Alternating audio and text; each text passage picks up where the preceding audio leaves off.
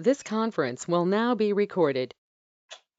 Allegiance to the flag of the United States of America and to the republic for which it stands, one nation, under God, indivisible, with liberty and justice for all. Okay, I'll start with taking the meeting attendance. We have Supervisor Welsh, Supervisor Tinkle, Supervisor Banks, Supervisor Gephardt. Is Bob on? I've not seen him. Mr. Guy is online. And Supervisor Guy is dialing in remotely through the web meeting. I'll be here. And we will need a motion, Tony, a motion to accept Bill Guy being able to attend virtually. Yes, fully participate finding exceptional circumstances. So moved. And I'll second. You think I'll vote? Ms. Banks? We need her. Yes. We Mr. need her. Tinkle? Ms. Walsh? Okay. Motion passes. Fantastic. Before we jump into public comments in our regular agenda, I just want to take a minute to just to make a statement. And when I'm done, Chris can jump in or any other board members. I just want to address the recent effort to remove some of the trees in Gateway. First and foremost, I want to make it very clear, we are not removing the canopy in Gateway. So we have had years of issues with oaks in our community. It's not uncommon in the state of Florida, and it's not uncommon in Gateway. There's been other communities, Stony Brook, Gateway Greens, other HOAs that have recently had removals of oak trees because of the invasive roots and impacts that they're having on the community. Residents have done the same thing, for those very same reasons. I want to be clear on, we have been discussing this literally for years. Our initial actions were to try to provide maintenance. So we've done root prunings. We have scaled back and we have just repaired streets. We've repaired sidewalks. We've repaired utilities, irrigation lines. So we've done a lot of maintenance. A lot of it's been reactive, and we have continued to do that. The impact that these oak trees are having in the community is, one, they're lifting up sidewalk. They're cracking and encroaching on the road system. And they're having, their root systems are basically disrupting braking or causing issues with our irrigations, utility lines, also potentially impacting things like sewer mains. One of the issues that we're trying to address is where those oak trees have impact, where the only solution is removal. There's kind of two paths that we've been taking. One is reactive and proactive. We have typically been on a reactive path. We fix what's broken. And just hope that it doesn't break again within a certain amount of time, or we start to budget, which we have been doing for years, is budgeting, setting aside budget dollars for maintenance and fixing those areas that are broken. We had an opportunity, I believe, Ron, we had some credits that we could leverage to address that, quarter-mile stretch leading towards Stony Brook. The issue was there were oak trees. And again, if you think about that stretch, it's not too different from Gateway itself, but in that stretch, you had about a 3-foot span for an oak tree to grow. Some of those more mature trees, because again, that road was expanded, I don't know how many years ago. So there was some trees in there that were a little bit younger in their lifespan versus the ones towards the end, which were planted earlier on in the development. They were more mature. So those more mature trees were their roots were uprooting the sidewalk, causing safety risks, but also encroaching on the road and irrigation and utilities. So we had the opportunity to go in and, one, take a reactive approach, which is remove the oak trees along that the end towards Stony Brook, to alleviate any further cost to continue to repair the sidewalk, repair the roads, and taking away a critical potential failure to our irrigation and sewer system. The other piece that we took was a more reactive approach. Again, the span within that sidewalk and street is about 3 feet, just not adequate for oak growth, at least continued oak growth to full maturity. So the decision was made through multiple conversations and also consulting with engineering, our landscaping, arborist staff to remove those to prevent any future damages. Now, I opened up with a statement that we are not removing the canopy and gateway. That is, I think, what our approach is. That we don't want to take away from what makes Gateway great. Now, the oak trees were beyond our control. Why developers put trees in place that have an invasive nature, especially so close to roads and sidewalks, we didn't have any input on that. And we definitely don't want to take away from what makes Gateway great. But in order to make sure that we maintain a high standard of safety, be cost conscious in future assessments, we have made the decision in that one stretch to remove those oak trees. We have a master design in place. It's been around for about 4 years. We'll need to go back and revisit that because things have changed within the last couple of years. But to obtain input from the community and have a solution for that. Now, with that being said, we're not going to be replacing trees tomorrow. There is a process. We have first phase, remove the trees.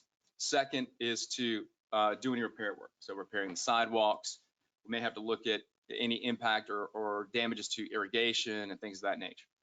We don't want to jump right in and put something in without the community's input, as well as going back and revisiting our master plan. So I know I've received a ton of emails. I know that the board has and staff as well.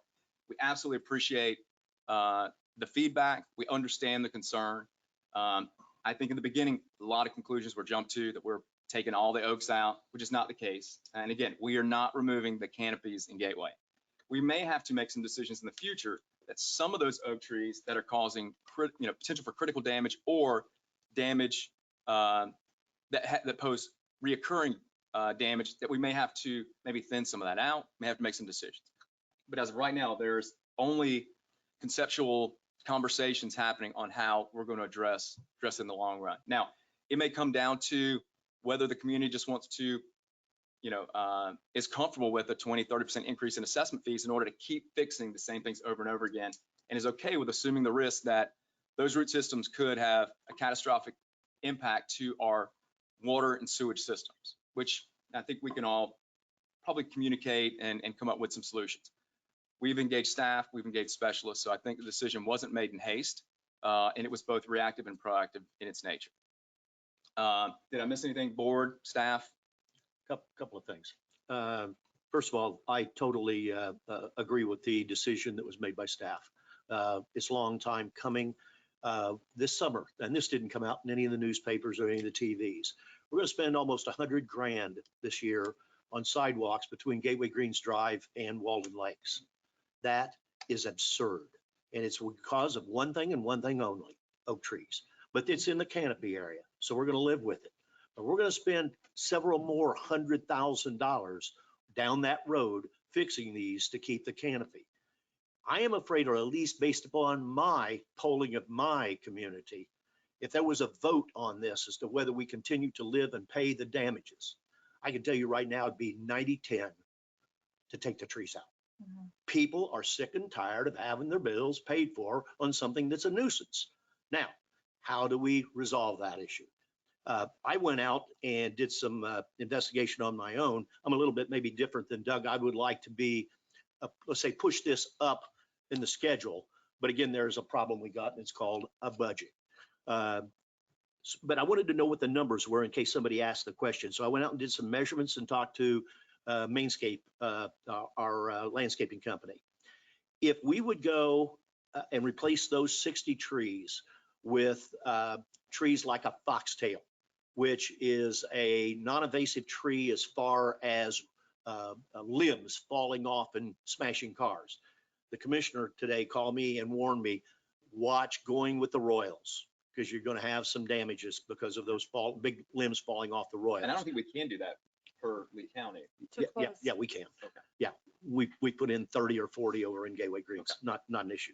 As long as it's off the road and not posing. That's the deal. Yeah. Sorry. And if we wanted to keep it in that green strip, it's just too dangerous. Yeah. It's too dangerous. But the foxtails, but the funny thing is the foxtails, and right now the market is foxtails 12 to 15 foot height and Royals, 12 to 15 foot height, are both running $2,200. I was surprised by that. $2,200 each.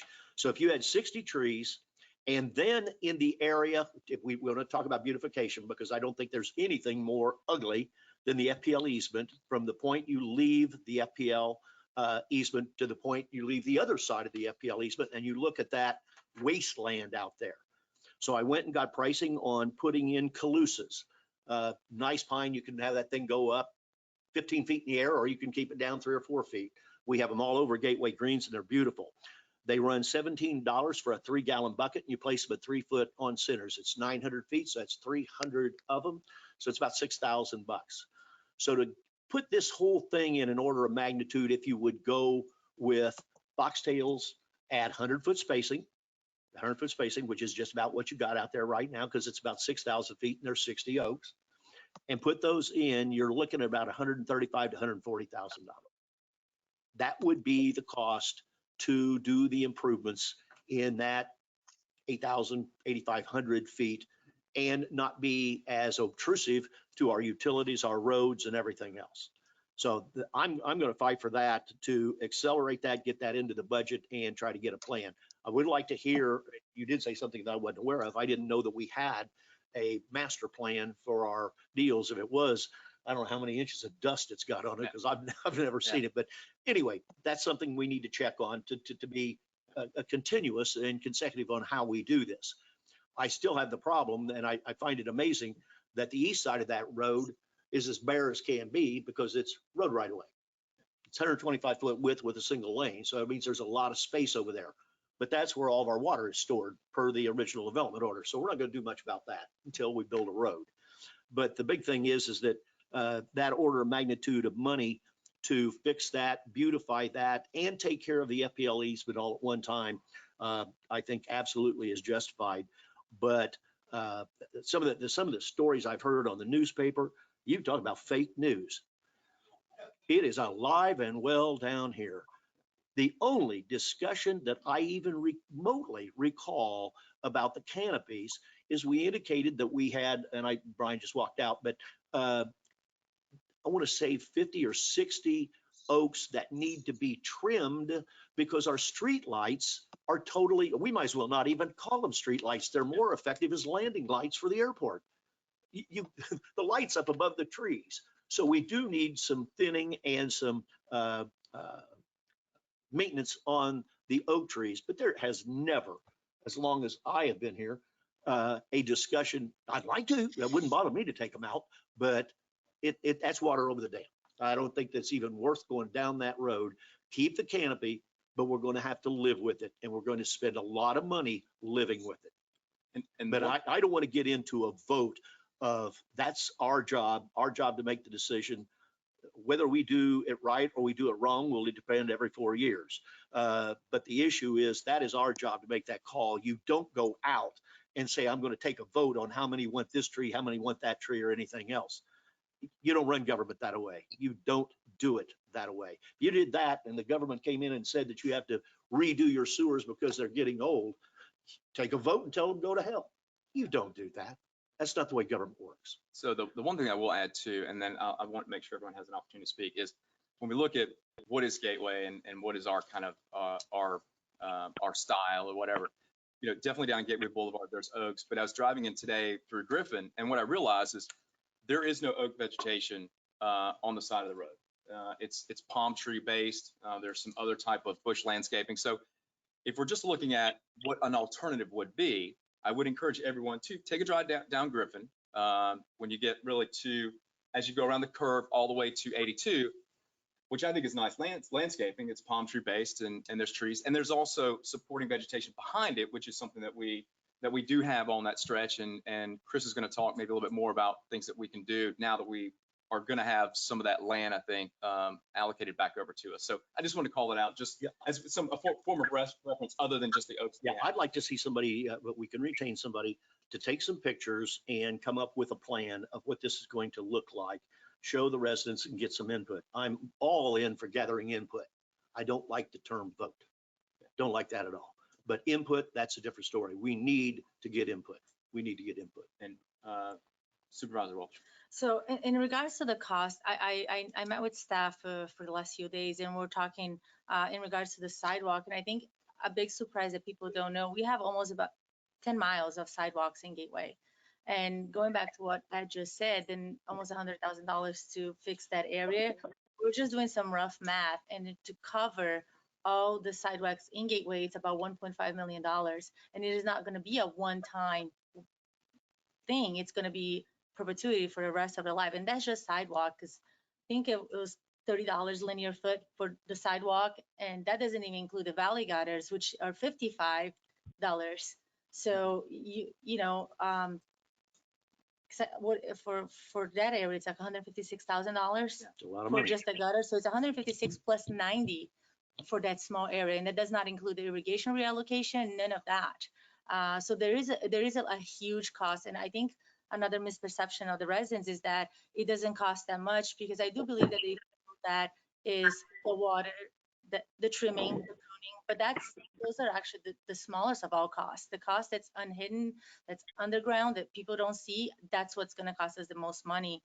I think that I am unaware of the beautification project that we had a master plan of 4 years ago. The only one that we're able to pull up is the one from 2008. And within that, I think there's an opportunity for us as a board to either review that, Yeah. revise it. I caution us to go ahead and start planting and replacing, because we do need a full irrigation redo. We're all aware that we have residential irrigation system on a commercial, on a city, so I think that needs to come first. Another thing that I want to bring up is I fought for years, and Chris will attend to that, before I even joined this board, in regards to the beautification and landscape way. It saddens me that 4 out of the 5 communities on Griffin, on the east side of Griffin, do not have the same look that an entire Gateway has. All those communities do not have irrigation. They only have drip lines on the flower beds. All of those communities have what I call the highway grass. They have Bahia grass, which 7 out of the 12 months is dead, is dirt.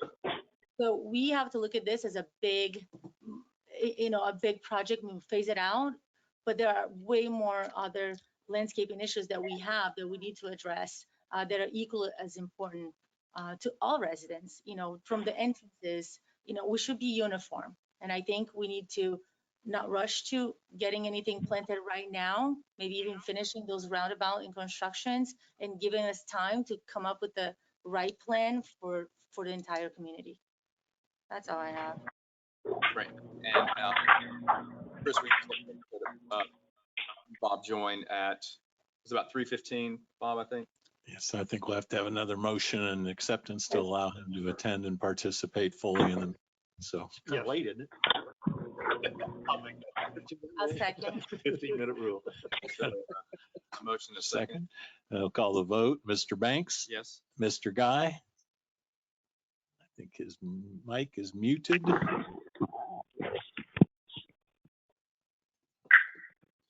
Mr. Guy, we're having a vote on Mr. Geppert participating in the meeting. Yes. I said yes. Okay. Mr. Tinkle? Yes. Mrs. Walsh? Yes. That vote passes. Mr. Geppert, welcome aboard. I want to make sure that we give Thank you. Bill and Bob an opportunity to speak to this matter if they so choose. Well, my only comment was, Supervisor Guy, can you hear me? Trying to speak. if you could speak up a little Speak louder. up. Oh, you can hear me. Okay, if you can hear me, all right. I guess I would second what Flavia said. Yeah, it's an important concern, but whatever we do should be uniform throughout all of Gateway. I would support that, and yeah, there's a big cost involved, so we need to really make a decision whether we want to do it or not. But whatever we do, it should be uniform for the community. That's it. Great. Thanks, Bob. Supervisor Guy, any comments?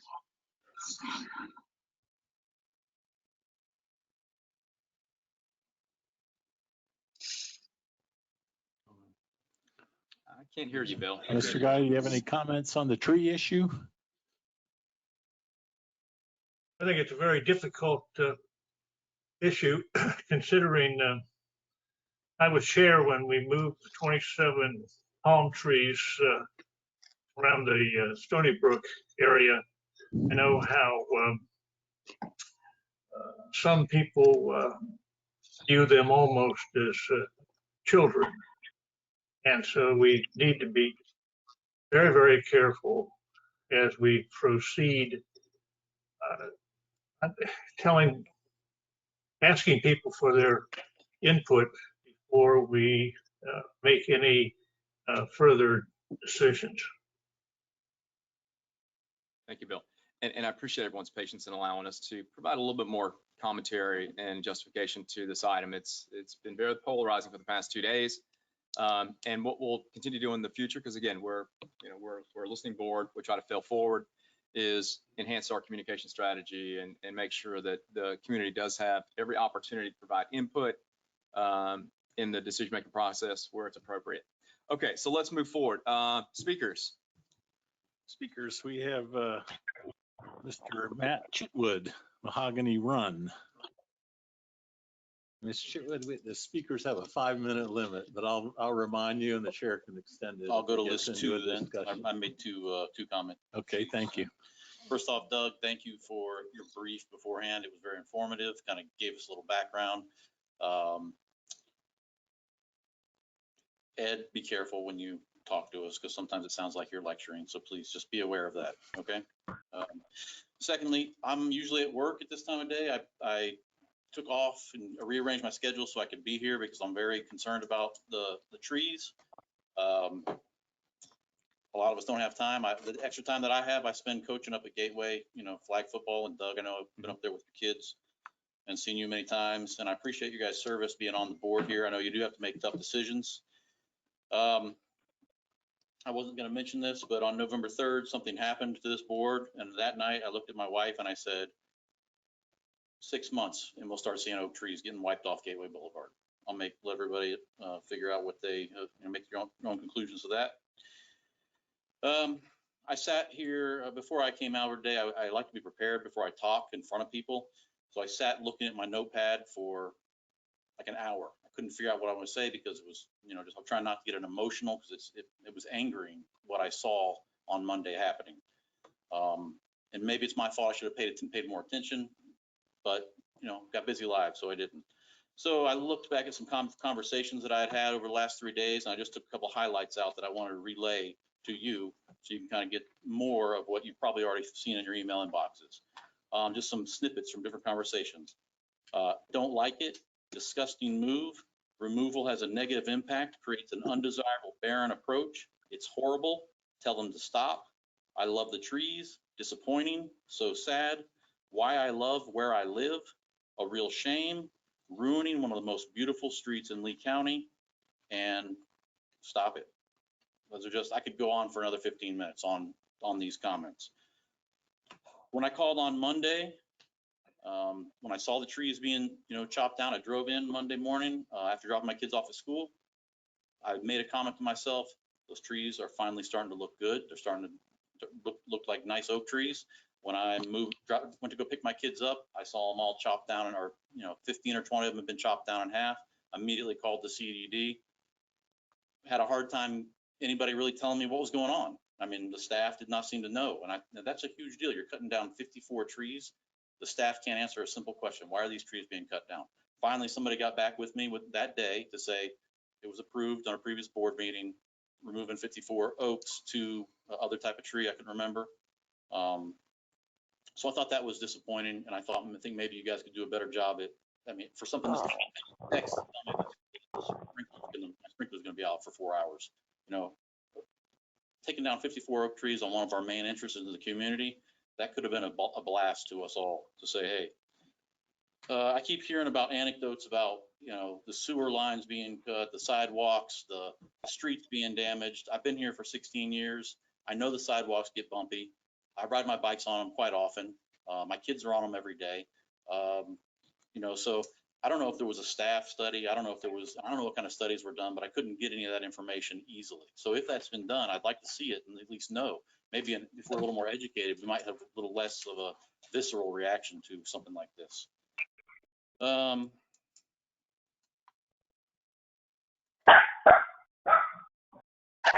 Quiet.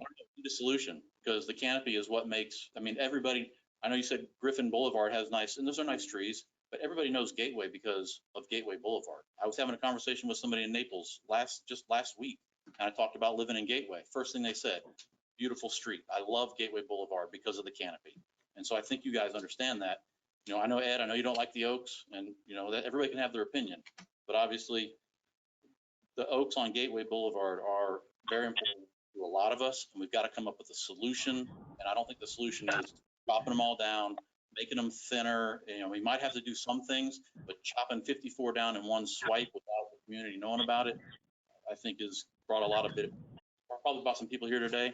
And, you know, I know there's a lot of people that are listening to me and waiting for me to report back on what my observations are today. So again, thank you for your service. I don't know if you need to make a tree committee, something to get more input and get it out. Maybe we can research what the case may be, but I'd like to see something go in that direction rather than just chainsaws. Great.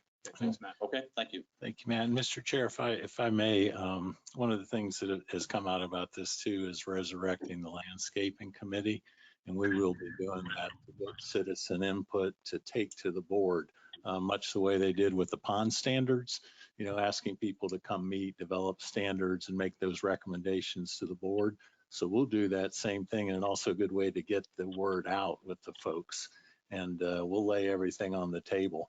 And we do have issues with the infrastructure, and even on the canopy, we said, well, we don't have to take them down, but one on either side of the street light. And I look at exposure and liability and sidewalks.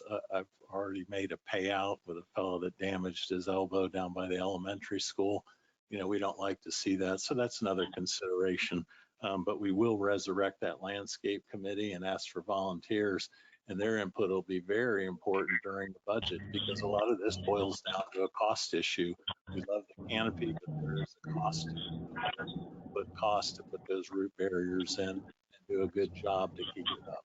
So it's a great identity. That identity does have a price tag. And on the other side, I'll apologize because it was a big downfall on my part and the staff not to get out in front of this issue and publicize it. Board approved it. The next day we gave the notice to proceed. That should have been out 3 or 4 weeks ahead of time on Facebook. And a lot of this comments could have been addressed, 80% of it, that we aren't doing the canopies, but it was just a bad job. And I know you had a hard time getting through on the phone system, and we talked about that. So we will do a better job communicating those things, and we will resurrect that landscape committee. And where the rubber will hit the road is budget hearings, because you will see a price tag attached to it. And even with those street lights, our electricians fixing the lights. Last time we said there's no more wire to pull. We fixed them so many times. Same thing, you don't get that cast on the highway. So when there is an accident at night or a car pitches off one of those roots that's corrupted the pavement, there will be exposure and liability, and that costs. So that's what we're trying to avoid too. So thank you very much. Yeah, normally we're getting told that we don't move fast. So this is those opportunities where probably maybe a little too fast. Hey, just one thing to add to Chris' comment in regards to, I just that we didn't have an opportunity to communicate this item. And then I was just going through the process, what our options are.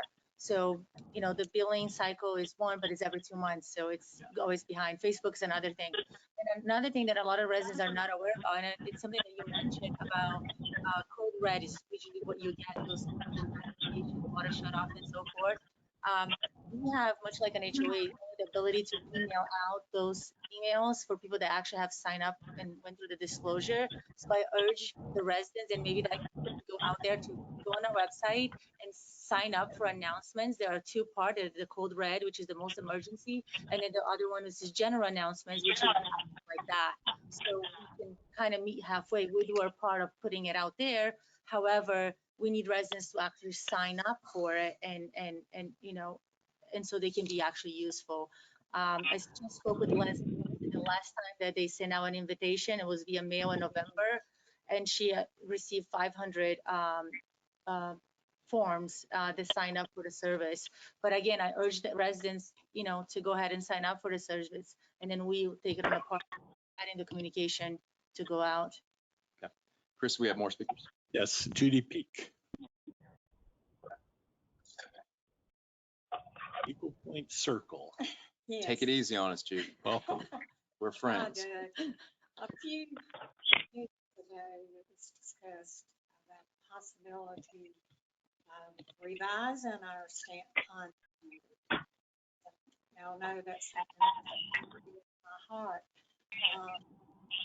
I would like if it's kind of know the trees are, but in what direction do you think we will be going? And are we going to be able to fulfill the standards that we put forth? That's a great question. And I would say that I think what the board's position is, we shouldn't be putting any policies in place that we can't uphold, and whether it's retroactive or anything that new. Now, that does become a little challenging in some areas, but, and I'll pause and let others jump in on this. Judy, in my opinion, there's nothing wrong with the standards. They just need to be implemented. I agree. We failed to implement them. I It's agree. all And right. I Implement agree. and enforce. Yeah, that's all. There's Yeah. nothing wrong with those standards. The people worked hard on them. They were good. We didn't implement them. And if I may chime on this, and I think that was I think one of the questions I brought up at that meeting, and it was probably about 2 months ago, is are we going to use it? If we're going to use it, we need to start using it yesterday. If we're not going to use it, then the board needs to abolish the document. And I am one that I'll be not in favor of creating another committee to create another standards that's not going to be. If it's not good enough, then we hire a professional. We will pay the $5,000, $6,000, $7,000, have an outside company come in and tell us what is the best thing for our community. Because we all know that the community members are not experts. We're trying to do our best. So either I am with Ed, implement and enforce what we have now. If we don't have the budget or somehow it's not feasible, then we need to look at removing it and then engaging with a professional company to get a new one in. She hit the nail on the head. Therein lies the problem. To implement it as it was written. You aren't going to solve the problem with $100,000, $200,000 in the budget. You're talking about $500,000 in the budget. And that's what spooks everybody. You want the standard, but you want it to sort of like Washington. They want it, but they want you to pay for it. And that's all our problem is. So to answer your question, I think we have every intention to adhering to the policy. It makes it a little more challenging because again, I think we've inherited some of the sins of our fathers a little bit over the past 5 years, I think, where not all the policies were enforced, or we didn't have them, or some maintenance was overlooked and we didn't do our due diligence. And I think literally over the past 5 years, I think we've made great strides in doing that, but it comes at a cost. And at what cost burden are the residents willing to take on in order for us to kind of practice what we preach? That's where it just gets challenging. But I would answer your question, say we have every intention to uphold and adhere to any policies that this board puts in place. Okay. Now, I know you want specifics. I would probably reach out to staff, and if there's any specific, let's dive down into where your concerns are to make sure that that's on our roadmap for implementation or to uphold those. Okay. Yeah. Okay. Thanks. All right, thank you. All right. Who's next? Mr. Robert Spencer, Mahogany Run. Thank you, everybody, very much. I was glad to see you. For a minute there, I thought I was back in Youngstown, Ohio, where I came from. All we got to do is vote. We don't care what the people think. Yeah. I'm sure you didn't mean that. No, I said, I want their input, Yeah. but I don't want their vote. Well, That's you our may job. Get their vote. I just say that. I agree with the lady and one of you started to say that we need a comprehensive plan. The quality of Mahogany Run lifestyle has changed since I bought my home when the county took it over. And if the county took it over, streetlights, speeding, aesthetics, all the landscaping and so forth should be under some kind of a plan, and their responsibilities ought to be brought out. We're going to spend $1.5 million to do all the sidewalks. How many $1 million do we spend on lakes? $8.5 million, I think, to date. We did that on aesthetics, and we did it because of functionality and maybe liability. Well, we got the same kind of things on the sidewalks. I was always proud to say that I lived in Gateway. Even when my friends from Naples came up, they said the same thing. This is a hell of a neat community. And I think everybody knows Gateway.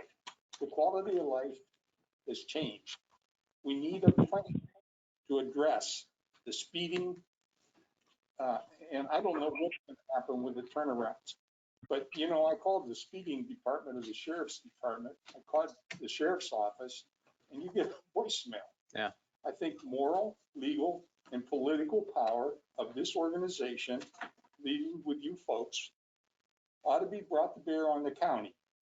And you have some direct input to people that are on that commission, if you know what I mean, not to throw any stones out there. We need to address all of these comprehensively. I think that plan would be very good. And let's bring in professional engineers and architects and so forth, pro bono if possible. But if not, let's spend some money on a long-range plan to maintain what we've got. Yeah. And don't throw $100,000 at us when you spend millions on maybe aesthetics more than functionality or legality. You know, because I think we got an issue there. You definitely do. Somebody's going to get banged up on those roofs, but somebody's going to get killed on Gateway. And the trees have a function. They do protect people. People do talk. And economically, I had 4 people yesterday and today in Gateway tell me they're moving because you're tearing down the trees and the quality of life is diminishing. So I think we're all in this together. I support it. I didn't gripe. I didn't call up about the lakes, even though it cost me money. I didn't call up about the new internet stuff, even though they broke my irrigation system. I think that's good. If your property improves, mine improves. We're in this together, and we need to work together, not look for excuses. So let's bring in some professionals, get a long-range plan, and get it together as a community, because we can do this. I just thank you very much for listening to me. I hope we can go forward and get that master plan updated with some real comprehensiveness, traffic, the whole 9 yards. I agree. Yeah, and I think, we are trying to look at things more from a holistic point of view. And just to, again, I don't want to get caught up in this, but provide some additional clarity. I think it was a couple of years ago where we hired, I don't know if was it a landscaping engineer or, yeah. So, right, because we needed to update that design plan because there really hadn't been one in place. But to kind of walk through the process, so it provides is that professional design architect came through, worked, did an inventory of what we had, mapped everything out, was looking to build a plan out. Then the question was, okay, what are your preferences on what are you looking for? And before we could go that far, the issue came up. Well, our irrigation is unstable and it's outdated. So before we can build a plan, but before you can even institute that, you have to address issue. And that's the problem that we're running into. Every time we build a plan, a roadblock stops us, or at least adds additional complexity, or just, like irrigation. That's another problem at the end of that road. We can't just immediately go back and we could, but we're gonna have discussions on putting things in because we may have to, rip it up or have some alternatives because the irrigation needs to be replaced there. So I understand what you're saying, and we have really tried to put 3, 5, 10-year plan in place, but it's complex, and I'm sure you can understand that. In 1890, a landscape architect for the Chicago World's Fair. That fair architectural design is still being implemented by Chicago. I think we can maybe not spend that much money, but I think we can come up with a plan that we can all live with. Yeah, I'm just telling you, there's complexities to come through, but I appreciate everything that you've said, and thank you. Yeah, I'd like to thank you, Bob. One, the ponds projects were not aesthetically driven. They were mandatory driven by South Florida Water Management District. We didn't have a choice. We had to maintain those 4-to-1 slopes, and we had to eliminate the escarpments. Because these prior boards, the last 20 years, have kicked that can down the road, and they were warned 10 years ago when I first came here, 15 years ago, you can't do nothing. Well, now we're paying the price. So that's one thing. It is what it is. What we're trying to do is figure out a way to make it cheaper, less expensive. The second one is I want to make sure, the second thing I want to make sure is that you had mentioned Mahogany Run. Mahogany Run is owned by the Gateway Greens HOA. It's not so we have to do that in our own HOA and address landscaping and everything else on that. So, I have one thing. When you mentioned about speeding, I want to follow up with Chris. Chris, the detail agreement that we have with Lee County Sheriff's Office, does that include Traffic. enforcement? No, that is really an 11 to 2 a.m. Focused on weekends and a weeknight to patrol in the off hours. We have had them on a couple occasions move it to traffic enforcement when we got complaints about the trucks from the school. We moved a few of those shifts, and we also, Mr. Tinkle had residents complaining at Gateway Greens, and they were out there working for several weeks and writing 15 to 18 tickets a shift. I do think speeding is important, and it is something that we need to, Chris, if you could look into that, what our options are. One, make the county aware. It's part of their responsibility to maintain, the laws within this area. Now they own those roads, but if we have to look at additional detail to continue to make our community safe, then we should be doing that. And so jumping into that, so Officer Mitchell, I guess, is the detail liaison for all the HOAs. And maybe that's something that we can partner with, because that will be a no charge for us if we requested them to do traffic enforcement. However, I did not know that our agreement did not include traffic enforcement. And maybe that's something that we can look at it, given that we made some changes into the fun park and the hours in the basketball hoop. So maybe we can allocate some of that time to actual enforcement and see how that works. Yeah. Okay. Thank you very much. yeah, thank you. Next. Last speaker we have on the list is Mr. Rod Senior. Mr. Senior, Bent Pine.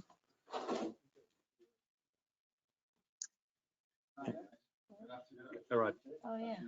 I didn't see that. Two gentlemen that are not here, Bob and Bill, I'm glad to hear your input on this. I know you're politically involved, perhaps not economically involved, coming from Pelican Preserve, unless things have changed.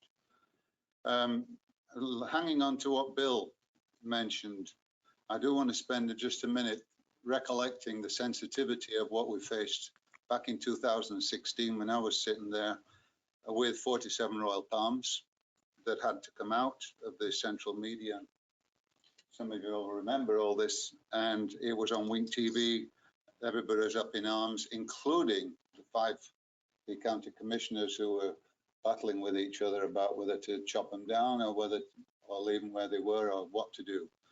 Mr. Frank Mann was very much in favor of preserving trees, others were not. So it became quite a big problem because it could have resulted in us aborting the road turnover in itself, which was a no-no. So in the end, I personally put an enormous amount of work in trying to resolve it. And despite some skepticism that Royal Palms couldn't be moved without and not survive, 46 out of 47, Bill, you'll remember, did survive, and they look great on the sides of our upper end of Gateway Boulevard. And that was done in the context of caring for the aesthetics of our community. And that's really what I want to talk about today. There are 2 parts to what I want to say. One is the trees that CDD is chopping down, and the other part is the trees that Lee County is chopping down for the current roundabout and the possible future roundabout at Griffin. On the first aspect, I understand the 58 live oaks are coming out. I understand it.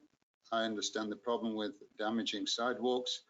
And I'm not particularly against taking live oaks out in that regard. It makes economic sense to me. However, I think it's no point in looking at what went wrong. We've got to figure out where we go forward. In my experience in creating that landscape committee, and Bill, you'll remember this as well, it wasn't easy to make a successful landscape committee, and let's figure out why it failed. It's because we had 4 or 5 individuals with Elle on there as well. And we had Bill Pricey, who was kind of not favored by some, favored by others. Personal opinions started coming in from individuals on the land. I want this, I prefer this, that's yellow, that's green, that's big, that's little. And and I was sitting in nearly all of those landscape committees, and it just didn't function right. And in the end, it just collapsed because there was no focus and there was no strategy, and there was no longevity in what the committee was trying to do because it was all political. It came down to individuals. And that's the danger of recreating it. I say go for it, try it again. But the one thing that does tend to make landscape committees work is like Lee County did it. This guy, Al O'Donnell, am I up to my 5 minutes already? No, sir. You have a minute and 50 seconds. Don't worry, left. Rod, we'll let you know. Please. Al O'Donnell was a friend of this CDD. He did an incredible job for us, helping us to relocate those royal palms.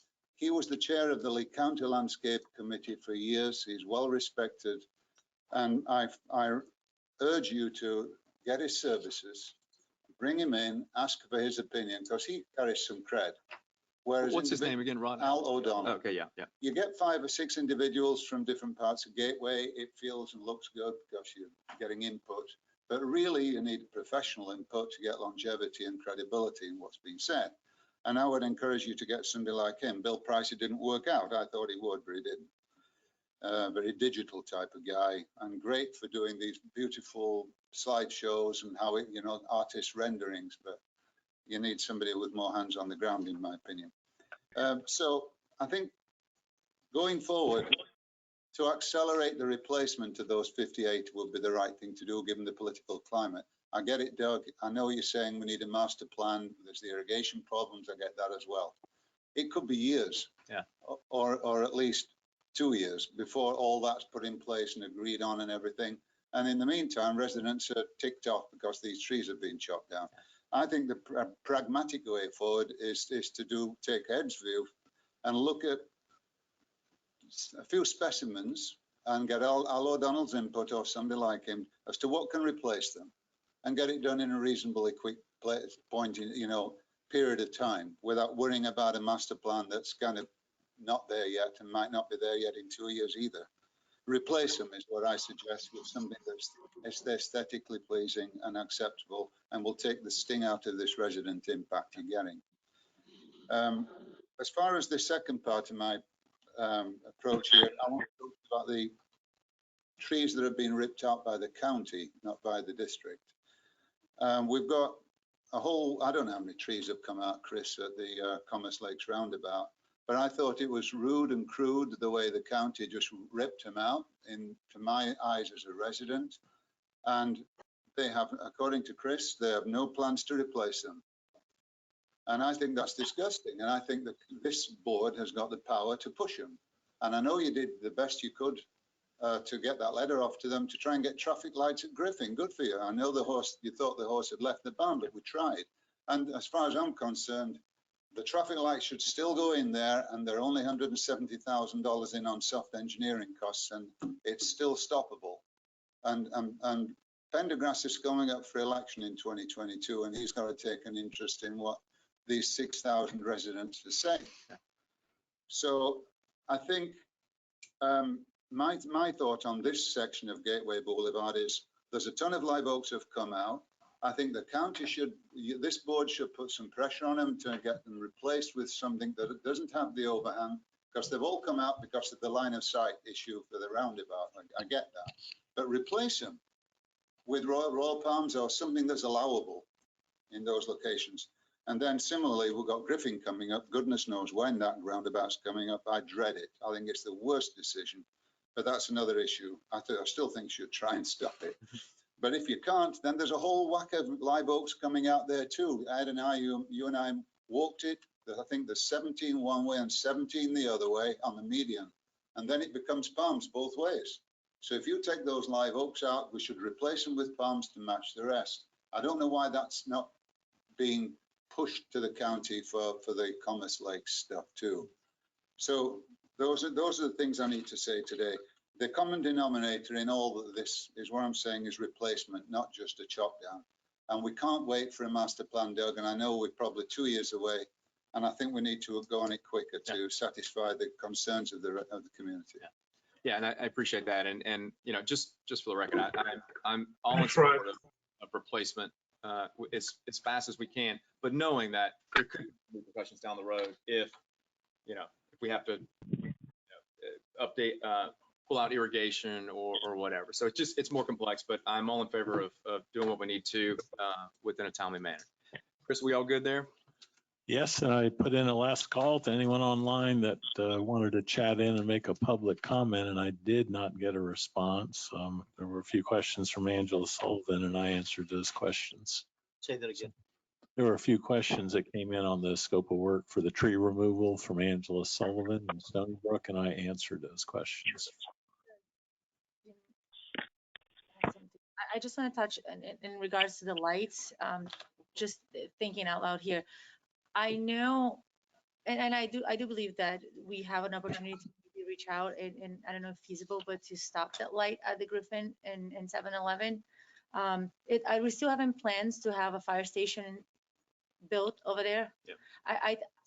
Given that the fire chief, it's actually a Gateway resident, I think we have an opportunity to partner, because I don't think the fire station wants a roundabout. They want a light. We've already gone down that. They've done down that road. They changed their mind. Let's see what influenced that. We have a I new think fire it's called chief. politics. It's a new fire Within the chief. last 2 months? Yes.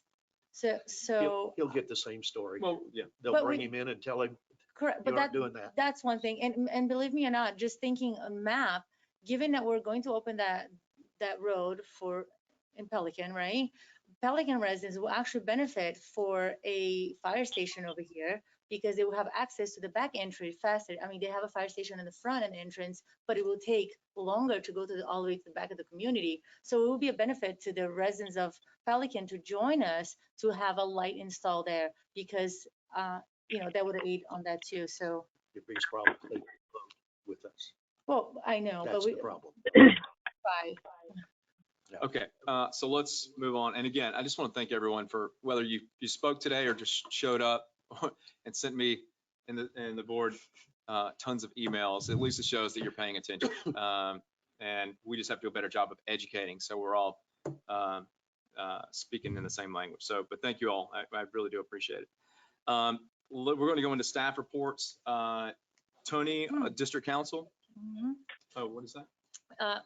Before they leave, Brian didn't have a presentation about the trees.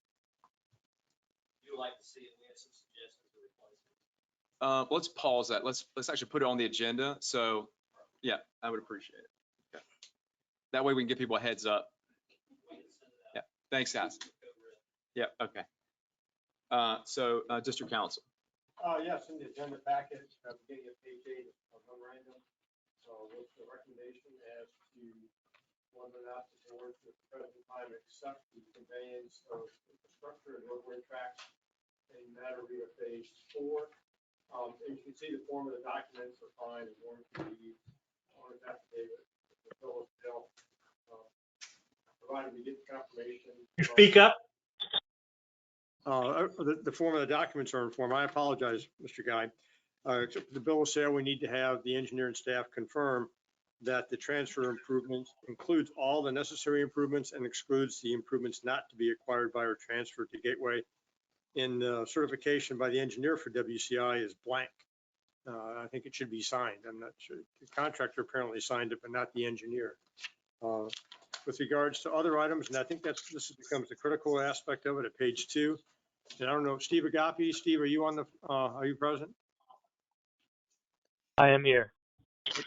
There are a number of items from a memorandum that Tetra Tech had written initially in February 2018, and then updated in August 11th of 2020, which addressed most of the issues and comments from the February 18 memorandum. But Mr. Gephardt raised some questions that do not appear yet to have been resolved in a manner satisfactory to the district. And so it's a staff's recommendation that the district should not accept the transfer or the bill of sale unless the recommended remedial activities have taken place. And one thing that's still out there, which puzzles me, is in its 4D at page 9, in its exhibit G, is there were correction letters outlined by South Florida Water Management District back in November 2016. And I don't know if those have been addressed. And so Stephen or Chris maybe can answer that, but I even had a photograph back then of a black floating Pipe sticking up. cord gutted pipe. Yeah. So, I didn't see anything else in the South Florida permitting file.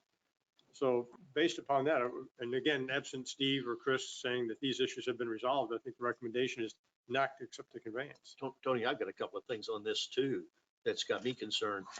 We haven't conveyed this. I'm assuming that we went out and did an inventory, what I call a punch list, to determine if we still have cracks in the curbs and repairs that need to be done to the streets, cleaning of the storm sewers, televising of the storm sewers, that type of thing, which are still within our confine to be able to ask for. Yeah, I think Steve or Chris can address that, or Mr. Gephardt can. I think that is an issue. I think Brian may have mentioned that. Why should we accept it if those issues haven't been addressed? I concur. And Stephen has been back out, and our staff will be doing an engineering inspection and looking at the curbs and the drainage and these other issues to make sure they are addressed. So I think it's pretty straightforward that this is something that needs to be, tabled and brought back at the point where there is both staff and engineering recommendation and probably PPAC, where there's a recommendation to approve. Yeah, and I think part of it is also communication. Mr. Gephardt raised the question, or maybe Brian did, as to who should pay for the viewing and the cleaning. My opinion is it's the developer needs to do that because they need to convey to us a clean, in shape, permit compliance, development order compliant system. I totally agree. And so I don't know if that communication's yet been provided to Lennar or their engineer. Yes, it has. And what was the response? They're getting back to us. They're looking at it. I think they are going to address the issues, and I told them that the conveyance will be tabled until we've addressed their issues. You had your crystal ball out? So Tony, do we need a motion to table this? I would say table it until staff comes back with a recommendation of approval. I'll second that. Motion a second, Chris, if you'll follow. We have a motion and a second to table the conveyance of Matarita to 4. We'll call the vote. Well, any more comments first? Comments? Yes.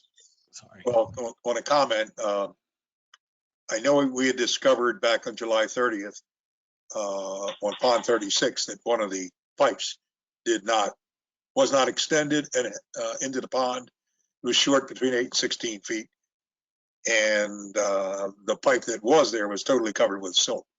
So, I support the holding this thing off till we get the answers to that. But the permit criteria manual at the time that Matarita 2 was, or 4 was conveyed did require video inspections. And I know at that time we had them. Whether they're still valid or not is a different question. Bob, I remember this discussion years ago that I thought, maybe I'm dreaming it from up north, but I thought that if there was a time deal that went by and there was so long before they approved it, any new standards or anything like that came out were immediately effective. Well, our total new standards are not affected for Matarita, but the video inspection portion is. A certain amount of time that it had to be reassessed or confirmed. I think that was the position, is that at a certain point in time, you're right. Let's just say February 1st, 2017. The activity takes place for the viewing and it's all clean. But then the conveyance gets delayed for 3 or 4 years. My recommendation is the board should not accept that absent another viewing. To make sure that the system is in good shape and compliant. Yes. And I totally support that. Because at this point, we don't have any ownership. And so whatever happens during that watch happens on. Yeah, because the key is we don't want to be in a position of taking it and then knocking on the door saying warranty. Then trying to enforce the warranty that's there for a year is more difficult than exactly. And has there been any other issues between the gap of okay, yeah. So let's go ahead and call the vote, Chris. Well, and one last thing, Doug, one last comment. I'd like to remind the board that when Lennar transferred the conservation areas to us for the maintenance and control, everything was delinquent. I mean, we got it on a Thursday. I mean, they conveyed it Thursday, we got it Friday, and we were already 6 months behind on paying for doing the work. So I don't want to get into one of those again. Right, understood. Okay, we'll call a vote to table the matter either till the issues have been addressed, identified. Mr. Guy, Yes. Mr. Geppert, Yes. Mr. Banks? Yes. Mr. Tinkle? Yes. Mrs. Walsh? Yes. Vote passes 5-0. Tony, anything else from you? Just, Steve Danza and I are going back and forth on the draft of the agreement, the entity by the guy, district for the roadway project. Stephen did a relatively simple one. I made it a little more complicated, not complicated, only because I wanted to put assurance that the district would get the east of the front to the road. At the conclusion of the CRI. Tony, can't hear you. Steve Adamczyk and I apologize, Bob. I've been going back and forth just in the last 2 weeks on a draft agreement to go forward. And hopefully we can bring it to the board quickly. I know we have a meeting next week. I don't know if we can have it in time for that. The WCI and the Community Association signed off. But I wanted to make sure that there was language in there that both the PPCA and Lennar had an obligation to convey the roadway segments to the district, once the DRI amendment took place. So I think I was trying to, once again, that's the only protection I was primarily putting in there.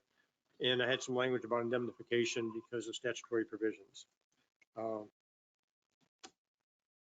that's all. Thank you. Okay. District Engineer, Stephen. Hey, good afternoon, board. I should be pretty quick this afternoon. We have one item on the agenda. It's a task authorization. For the past couple of weeks, we've been talking to Doug Zanter from Pelican Preserve and Bob Geppert about some aerator fires that have been occurring. This was brought up at the last meeting, and this is a result of that. We've been asked to go out and take a look at the aerators and make sure that there wasn't anything, below standards that was installed out there before they go ahead and start replacing the ones that burnt down. It appears that 16 were installed at the same time with the same installation methods and materials. So there's just a concern that this is going to be a chain reaction where they're all going to start, burning down. So we're going to go out there and do an inspection, make sure everything's up to code, and then provide a report. Question. Yes. Steve, I don't think this is probably appropriate to you, but to Tony. Tony, has there been a investigation to determine the cause of this? And is it a design issue to where we can go after the errors and omissions insurance of the person who designed this? I think that's part of the scope of the study. And that's the purpose of this. I could be corrected, but I think that's the scope of the study for Tetra Tech. That is correct. Manufacturer, or was it the installation? Have we put a errors and emissions policy carrier on notice that there could be a possible damage coming? Not to my knowledge. Who are we going after, Bob? Well, right now, and we're having fruitful and productive discussions with the installer, Solitude Lake Management. They are in contact with the supplier. So this is just an overabundance of caution in case this negotiation, for lack of a better word, falls apart and we have to go through litigation through the district. But my question is, who is the engineer who stamped this electrical work? Until I get the investigation, Ed, I don't know if the problem is internal to the cabinets we bought or whether it was external to the way the contractor hooked them up. Sounds good. There's a lot of, I won't say finger pointing, but there's a lot of investigation that needs to be done. It could be as simple as not having robust enough GFCI switches and power surge, or it could be something much greater. We don't know yet. And that's why we needed the expertise to determine what's really going on out there. And I will say that Solitude put in the first, 30 some cabinets. We've never had a problem. And they are working with us in good faith effort. All of the compressors. If you wouldn't mind. Yeah, I couldn't hear that again. Just so everyone knows, all of the 16, first, I'm Doug Zanter, I'm the head of the Ponds Group. All the 16 compressors boxes that had the newer compressors that had the 3 fires we're in over a long period, over a year, are all turned off. So first thing we did was turn it off, and then we're doing problem determination. And we're having 3 different individuals do the problem determination. We have 2 of them completed, and the 3rd one will be Tetra Tech. All right. Thank you, Doug. Steve, anything else for engineering?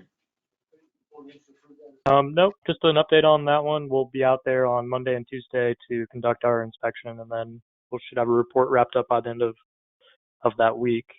Other than that, we've got construction starting soon for Lake Bank restoration, Lake 59. We're having a pre-construction meeting tomorrow. Other than that, we're just still working on projects. So we need to approve that task authorization? Okay, I thought we already did that. Motion to approve task authorization for the electrical review, Pelican Preserve. I'll second it. We have a motion and a second. Chris, if you'll call. Sure, motion to approve the Tetra Tech task order 2021-03. And Mr. Guy, Yes. Mr. Geppert, Yes. Mr. Banks. Yes. Mr. Tinkle, Yes. Mrs. Walsh. Yes. If I could remind the board members, speak into the mic and even the speakers. If you don't hear yourself through the speaker up there, it's very difficult for the people at home to hear you. And we have had 21, but we have 16 people online at the meeting today. Great.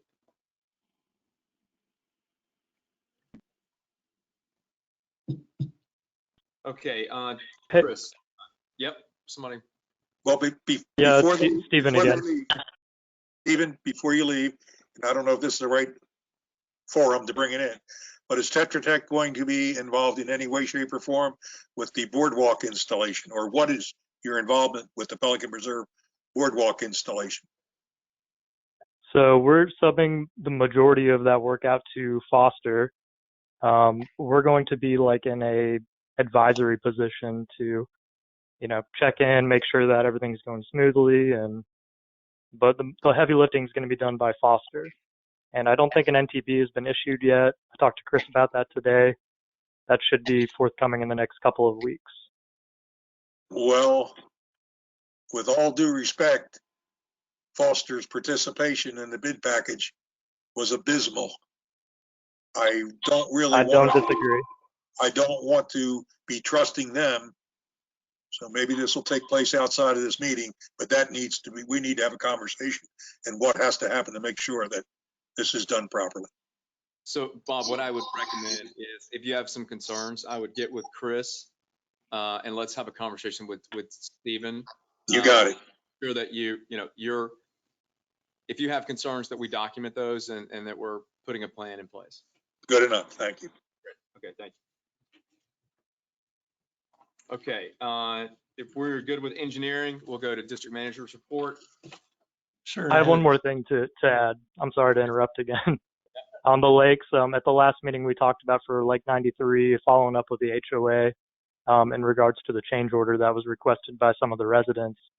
I'm just looking for an update to see if anything came of that.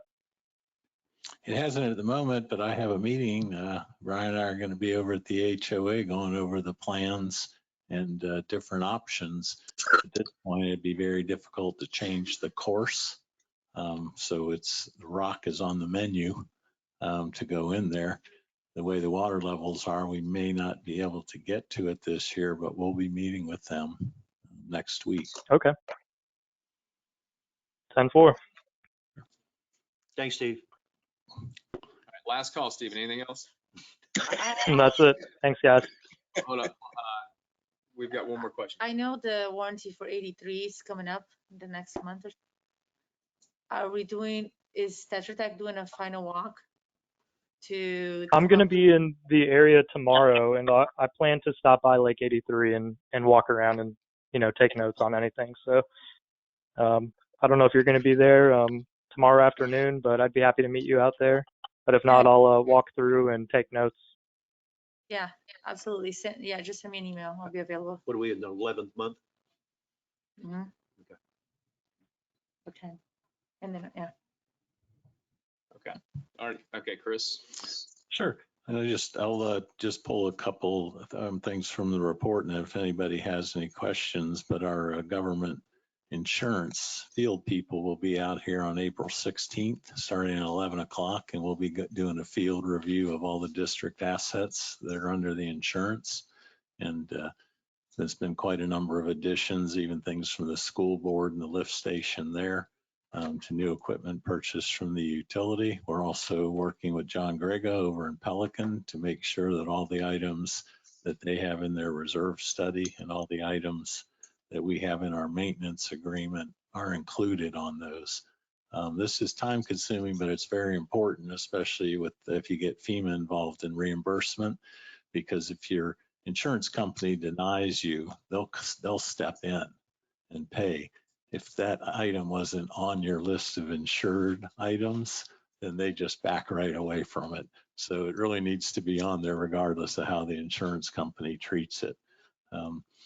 Roundabout at Commerce Lakes is moving on schedule. I have the latest schedule and staff report for that if anybody wants to see it. They are 135 days into their 365-day construction schedule. They're looking at a ribbon cutting in November. Our $723,000 utility end of it's been subject to 2 change orders, one for $941 with some equipment to casings being installed, and we provided the materials for that, and also another change order for $9,800. And that was basically because the pipe that was shown on the plans was about 8 feet away from where it actually is. They do underground exploration to find some of these pipes in key locations, but not all of them. And until you dig them up, but $10,000 out of $723,000, I feel fortunate to have that amount of change order. The roundabout at Griffin Drive, we're moving forward with 2 projects on that. In the summer, we'll be putting in that 16-inch force main. We have 60% plans completed on that. And the county construction will probably start timeframe next year, December, January, again with a 1-year schedule. And that's moving along. And we have the joint partnership agreement with them that we'll be executing. We continue to do outreach to the HOAs. Having a president's council meeting has been a very popular topic with those groups, and we certainly get an earful when we're talking to them. Our emergency access road for Pelicans moving forward. Mr. Tinkle and I had a meeting with the Water Management District this morning on the ERP, or the Environmental Resource Drainage Permit. No significant issues related to that, and the working group will have another meeting next week. And can you talk about that for a second? So you've got the road, and then you've got property to the left, property to the right. Can you just provide, just in the context of other conversations that have been going on,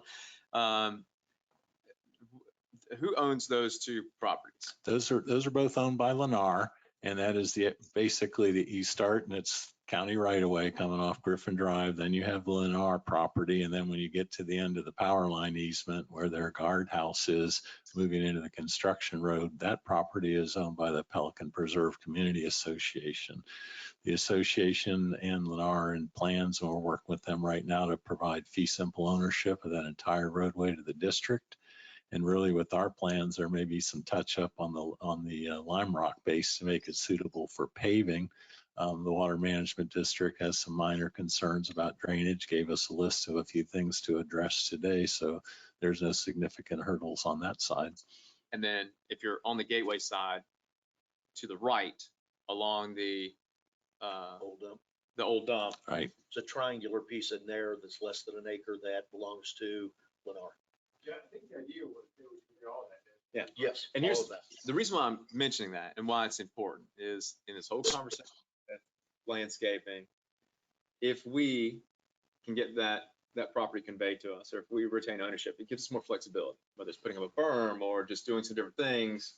It gives us more flexibility. So again, there's always more conversations happening behind the scenes than what. Well, that's why we talked today with South Florida. We don't want to get into anything that pertains to water inside that FPL easement. we're just going to have nothing but troubles. So if we're going to put in like calusas or another plant, that vegetation, we want it to be on the edge of the road right of way, such that our irrigation from the road right of way gets it, because all of the drainage from the road right of way is the other direction. So we don't want to have any issues of South Florida, because they asked us today to do a calculation of the impact of putting that in there. I mean, up north, it's a mountain, making a mountain out of a molehill. 7 acres of best up there, but anyway. But my point there too is because there's such a, you only have 3 feet within the road and sidewalk. So maybe the solution is to. So it needs to be on the backside. Yeah, on the backside. Yeah, Okay, gotta be on the that's what I wanted to make sure. And Definitely it on gives the us more backside. ability if we have that property, if we need to build it. So anyway, Definitely on the. I'm sure Brian will have plenty of conversation on this in the. Well, weeks and the months to big come. thing about it is that unless we want to go crazy and spend a lot of money cleaning up and making that 7 acres look pretty from the road, the alternative is hide it. Yeah, Hide it. I'm with that. Be Okay. done with it. Sorry, Chris, didn't mean to Well, interrupt. that's okay. And we're working with consent agreements for use of the FPL easement. Lennar has one in place for that construction road. We're getting ready to put the application in from our side. That's just one of those moving pieces. It's a $500 application fee. It shouldn't be any issue, but it does take sometime 2, 3, 4 months. We've been waiting on one for a force main and irrigation main project that we submitted October 30th.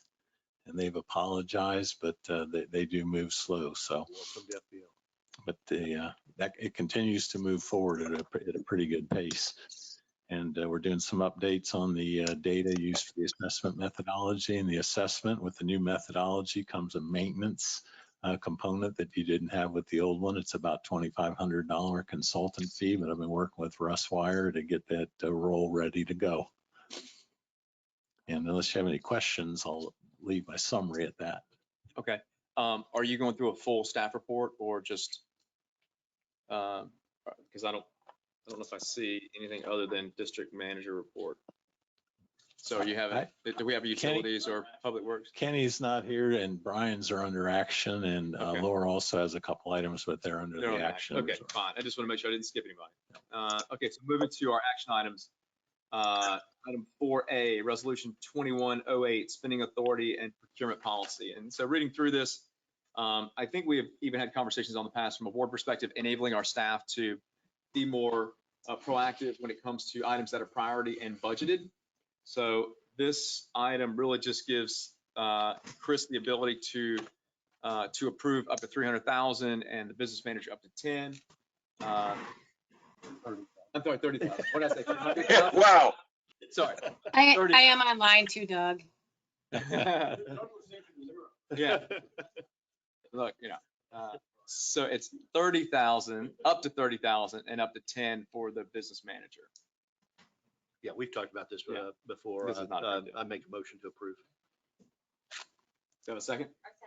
Motion is second. Chris, your vote, Okay, we please. got a motion, second to approve Resolution 2021-08 for spending authority and procurement. I will add that is authority to spend with budgeted items, and we will still inform the board when those purchases are made. Yes, and that is clearly called out in the policy. Okay, yeah.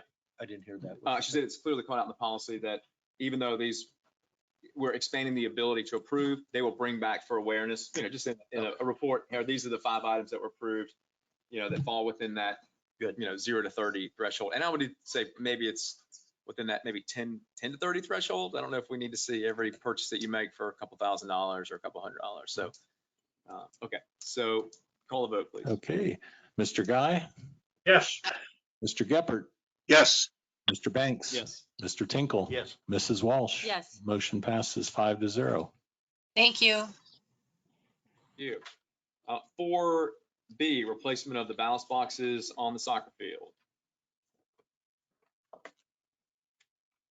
Yes, good afternoon, Brian Brashear. Last year we put a lot of expense into replacing our lights at the soccer field with new LEDs.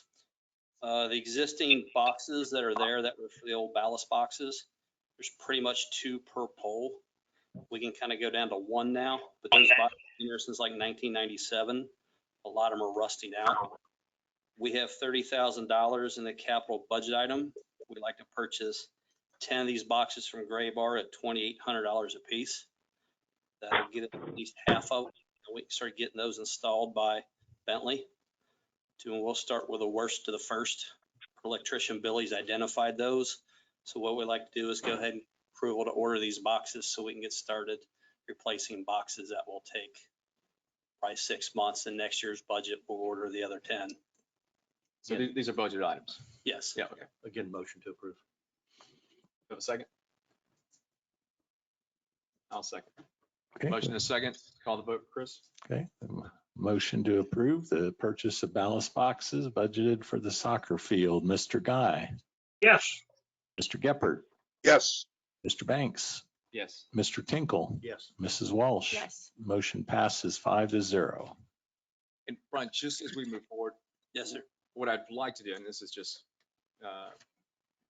it's something small, but let's refer to them as the sports complex as opposed to the soccer field because it's multi-use. Perfect. Yep. Tree maintenance contract to Personal Touch. So you're at the podium, so you can speak to this. I want to have Jim come up here because he did some due diligence and did Okay. some phone calls. Because I'll let Jim run that because I had him reach out to different companies. And just for knowledge of the board, this item is coming back. So there's some history here. So Jim, if you might want to just make sure everyone is called up on this item coming back and why it's coming back. Absolutely. Thank you. Jim Kennedy, Parks and Recreation Landscaping. As we discussed before a couple of weeks ago, I've reached out to all of the companies that bid and did not have a favorable response for a Superior, who was the low bidder. Anchor Tree, who was our present contractor for this, was hit and miss as well, but they did get back to me. Whereas Personal Touch was right on it same day. Can you just remind, why did we stall in the first place? I'm sorry? This is being brought back. Why did we not vote on this originally? I don't know. Okay. Brian, It was budget because do you understand? we recommended Personal Touch and then you guys suggested Superior. It was the low bidder. So we pushed back because we were looking at the lowest cost, but there was some concerns from staff. So we pushed this back to have them do some due diligence. And so now Jim's coming back. I just want to make sure we had, that we fully understood the history. Right. So I did reach out to Superior again a couple of times, and actually the last time I called, I told them I won't be calling again. If you still want to be part of the bid, please respond. I've heard it's been crickets. And I did do kind of a cost analysis. I had mentioned that going out to bid for these individually as needed instead of awarding a contract. I counted all the hardwoods here on property. There's 1,152 hardwoods, and that's not counting the 55 that I just took out. And now I know how near and dear to everyone's heart this is. So I come up with $75 a tree, which I think is pretty reasonable to trim a oak tree. And that comes up to $86,400.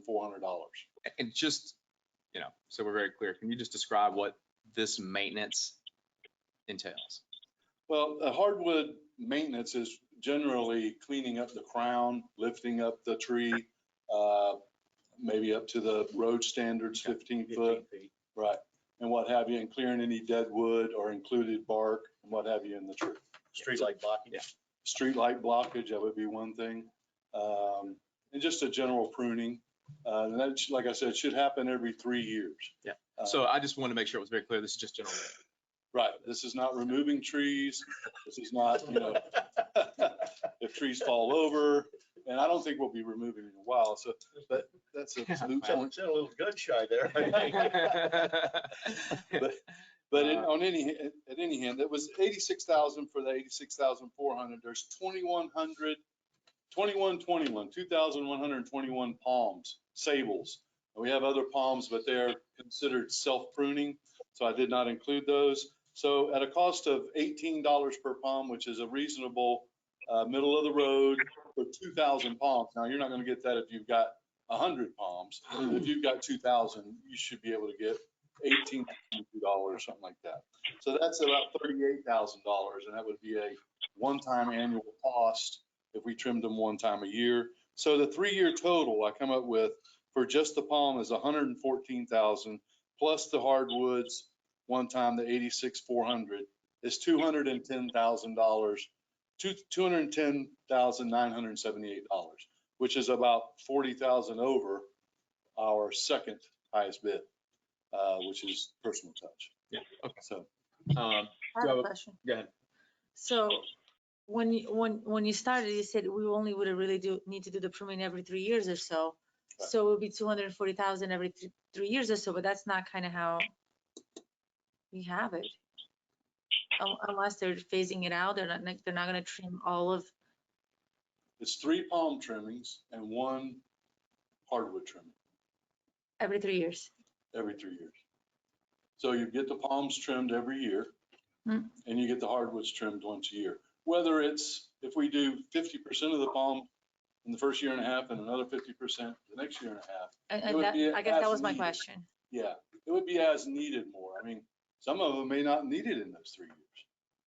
You know, some of them, you know, may need more than others due to the light and the lumens coming down, what have you. And the 15-foot highway requirement. And the 15-foot highway requirement. So, you know, you have to cross that bridge when you get there. But what I was trying to illustrate and get to was the cost difference between going out to bid and awarding it to the second highest responsible bid, in my opinion, because Superior has not been responsive to me at all. No, it makes perfect sense. So if there's no additional questions to This gentleman has a question. I'll just ask, does your count and analysis include trees in Stony Brook? No. No, worth a try though, Warren. Appreciate it. No, they opted out of it, what I understand. I'll make the motion to go with the a bid offered by Personal Touch. I'll second it. Chris, if you'll call. Okay, we motion in a second. Call the vote. Mr. Guy, Yes. Mr. Geppert, Yes. Mr. Banks. Yes. Mr. Tinkle, Yes. Mrs. Walsh. Yes. Motion passes 5-0 to approve the contract with Personal Touch. Okay, 4D, exotic vegetation maintenance, Pelican Preserve. And that's my item. All right. And for the past several years, Woods and Wetlands has been doing the exotic preserve maintenance at Pelican Preserve. They submitted their contract again for this year. The Ponds Committee wants to put it out to vote. However, a lot of that work is done in March and April. So we cut the contract in half to do the first part of the year. The vendor is fine with it.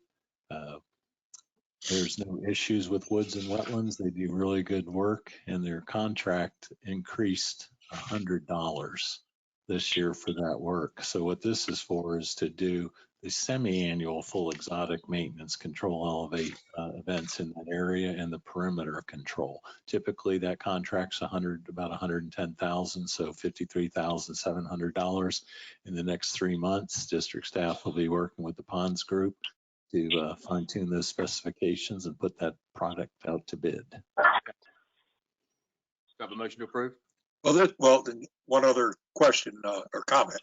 I'll wait till comments. Go ahead. I'll make a motion to approve. Okay. Have a motion and a second. Chris, if you'll call. Okay. Mr. Geppert? Well, discussion first. Oh, you want to go discussion? Go ahead. Yeah, just by way of background, Woods and Wetlands was the provider that WC Islandar had used, and the rapid way in which these were turned over to us. We just stayed with Woods and Wetlands, but now it's appropriate to go out and do a competitive bid. And so that's basically what the background was. We're not unhappy with them, but we've never tested the waters to see if we can do better. Okay, great. Thank you. Okay, Chris. Okay, we'll call the vote. Mr. Guy? Yes. Mr. Geppert? Yes. Mr. Banks? Yes. Mr. Tinkle? Yes. Mrs. Walsh? Yes. Motion passes for the exotic vegetation maintenance control in Pelican Preserve. Okay, now we're going to go to 4E, the Basin 5 cleaning work contract award. Yes, good afternoon, Brian Brashear again. This is for the Basin 5 stormwater cleaning. Staff, kudos to my staff because we had to put this together in like 2 days to get this package out. We had a pre-bid meeting on a Friday before I went on vacation. We had 5 different companies they attended, gave them the information, we told them everything. We went over it. The following Friday, the bids were turned in. There was only one bid from MRI. It is $15,000 in the original bid, a little bit higher due to more dewatering that will take place now because we're a month later. But it's my recommendation to go ahead and use MRI, as that's the original person. That's the only person I had bid on this project. I have Okay. a question. Yep. So the $15,000 increase, I'm assuming that's because on the delay of the 2 weeks? Correct. It's due to dewatering issues that will take place now because you're pushing this more in the summer months. And So- unfortunately, over the scope of this project, that's probably a small amount he's increased it by, because we got 200 and, Well, not to cut you off, but small, 60,000. but $15,000. That is Well, correct. and I did ask for, that I completely understand that you started getting into the rainy season. My question was, is it possible that we wouldn't incur this 15,000 That's my if the question. rain is not as substantial as what they had perceived? And that is correct, because I've spoke to Mike, who came here. If we don't hit the rain till later and this doesn't apply, then it really only applied to one subdivision, which we did on Gateway Boulevard, is what he did. So the individual subdivisions were not going to be affected by this. Mike, we'll go back. But is that how it's written on the bid, that we have the ability to not incur the $15,000? Because and that was my question I was gonna ask. I'm okay if that's what we need to, because we're not gonna kick the can down the road. However, if there's dewatering, can we have that cost? But however, I believe that it has to be written that way. Well, I'd have to revise it. It wasn't written that way. I do know you're watering one way or another. There's no way around it. How was this, how are we billing for this? Or how are we billed for this? We broke this into 2 phases, of phase 1 and phase 2. Phase 1 will be basically Commonwealth, Mahogany Run, Rosemont, Daniels Preserve, Griffin, West Links, Hampton, Timber Ridge, Gateway, Maintenance Complex, Commerce, Lake Interconnect. Then you had phase 2, which is Grand Isle, Sable Dunes, Santa Luz, Summergate. Yeah, I think he's asking, is it lump sum or unit price? Yeah, so if they execute the work and time and materials is less, Correct. then they're gonna bill us based on time and materials. Correct. And what we Okay. did is these were broken So down by each it'll individual do the work. subdivisions. Yeah. So they'll bill us when each one's done. We did this on the basis that we had stories that others would bid. Why did they not show up? Couple people decided it was such a short time frame that it's just too much to get a hold of. A lot of them did not have all the equipment necessary to do it, because you have to have a VACon truck or rent a VACon truck. To rent a VACon truck's about 20 grand a month. Okay. That's basically, some companies don't have those. They're very expensive. It's like $700,000 piece of equipment. As long as we won't be billed for the 15 if it's not needed, then I'm Right, okay. there's a potential, and we caused that And- delay, and I'm- but and there's a chance that we may not incur that cost if things are favorable to us. So And- we'll light a candle across. The thing also on here is baffles. Baffles will be addressed as we get there, because we do have some concrete baffles over in Timber Ridge that need to come out. Was not part of this. We made a separate page for that because we won't know until we plug it, get it You mean in down. the structures? Yes. The problem, if you're not aware of with Irma, the concrete baffles created a dam. The water didn't go out, it went up. So we had 2.5 to 3 foot of water over there. Those need to come out. They're really originally baffles were designed for trash, but we didn't have the Do we have trash. any idea what we think that might cost 4,000 or 5,000 right per. There's nothing per great. removal? We've only found 2 concrete baffles. There's some metal ones, but they're a lot They're cheaper easy to get pull out. yeah. So I'm not looking at a big occurrence, is why I allowed about 30,000 in this budget, so I didn't go over. So we'll have money to work with. You know, and I'd be really curious too, to see how well MRI execute in the community, because I do think they have a lot of capability. So there's definitely other things that they could potentially do in the future. He also because they're- does sewer. I know that because Kenny was interested in that. They do different. He's like a one-stop shop. He has a lot of stuff. Okay, thanks, Brian. Yeah, good job in getting that package out together. At least we now know that we got the most competitive. We got the only one, but they turned out to be the most competitive. That's great. Well, and I think we were kind of leaning that way anyway, but we wanted to do due diligence. So Yeah, we were.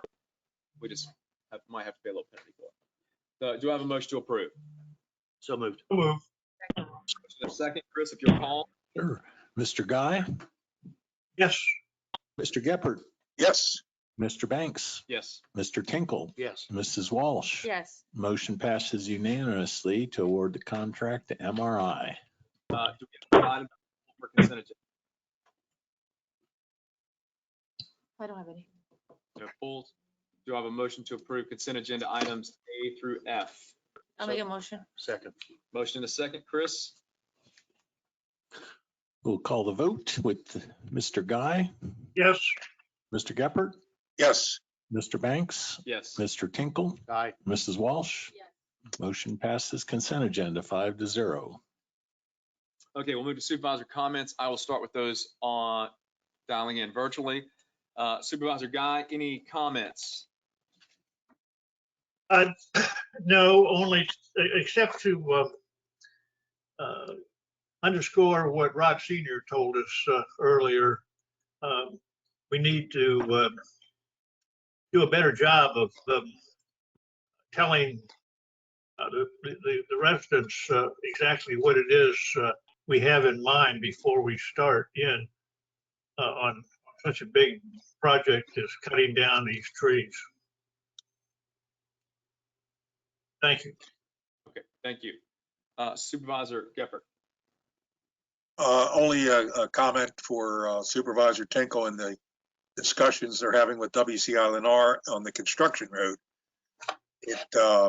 I have discussed this with the Pelican Reserve Community Association, and my comment is, since Lennar does not have to dig up the base of the road and then revegetate, that would seem to me that's a significant cost avoidance. And I would like to pursue getting some portion of that cost of avoidance towards our expense of making that road usable. And I think that has fallen on deaf ears. So the question then becomes in my mind, if they don't avoid a cost, then why not let them revegetate the road and then put our road in? So if that makes sense to you, Ed, that's. We talked about it before. If we continue to push that, look, you're going to have a cost saved. Let's roll that into.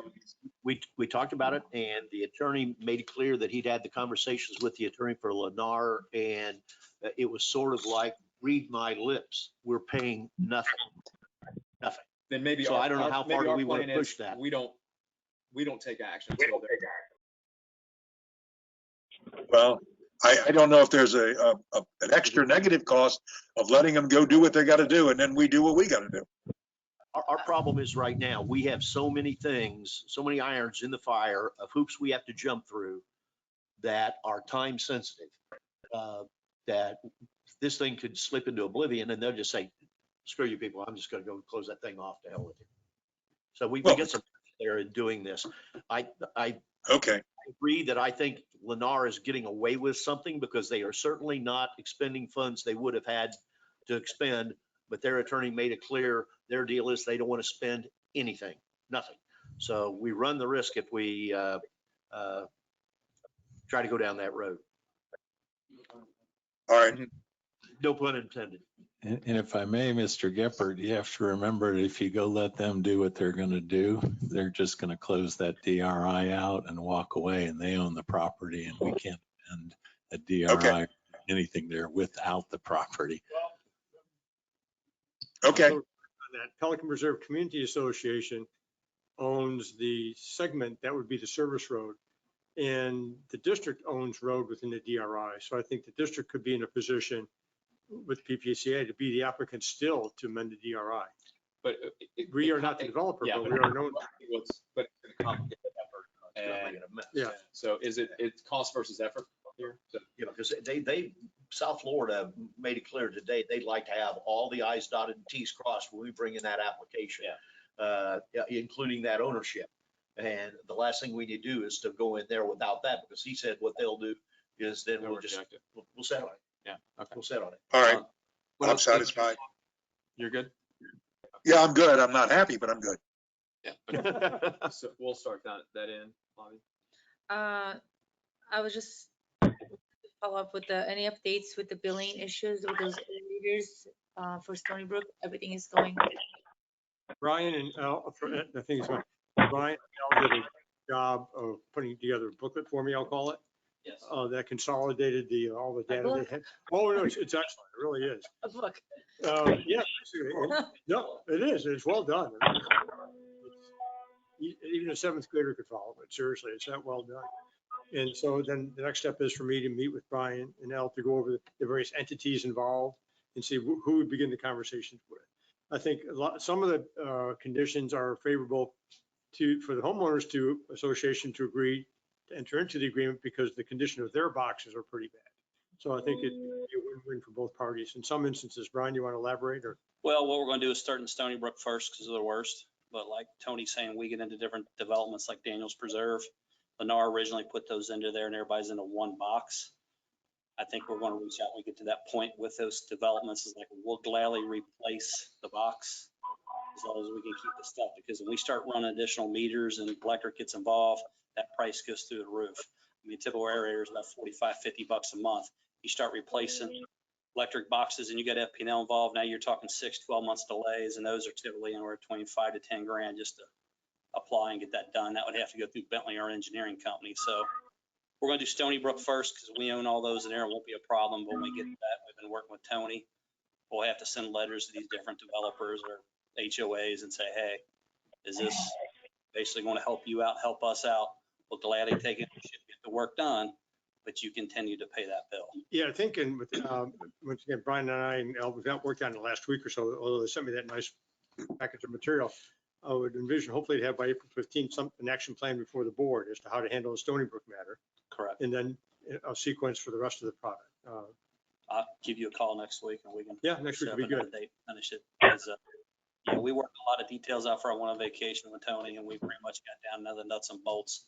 Now it's going to come time to implement it and reach out, spend the money for the boxes and get them all done because we have to order all those. But the board want to see the nice packet.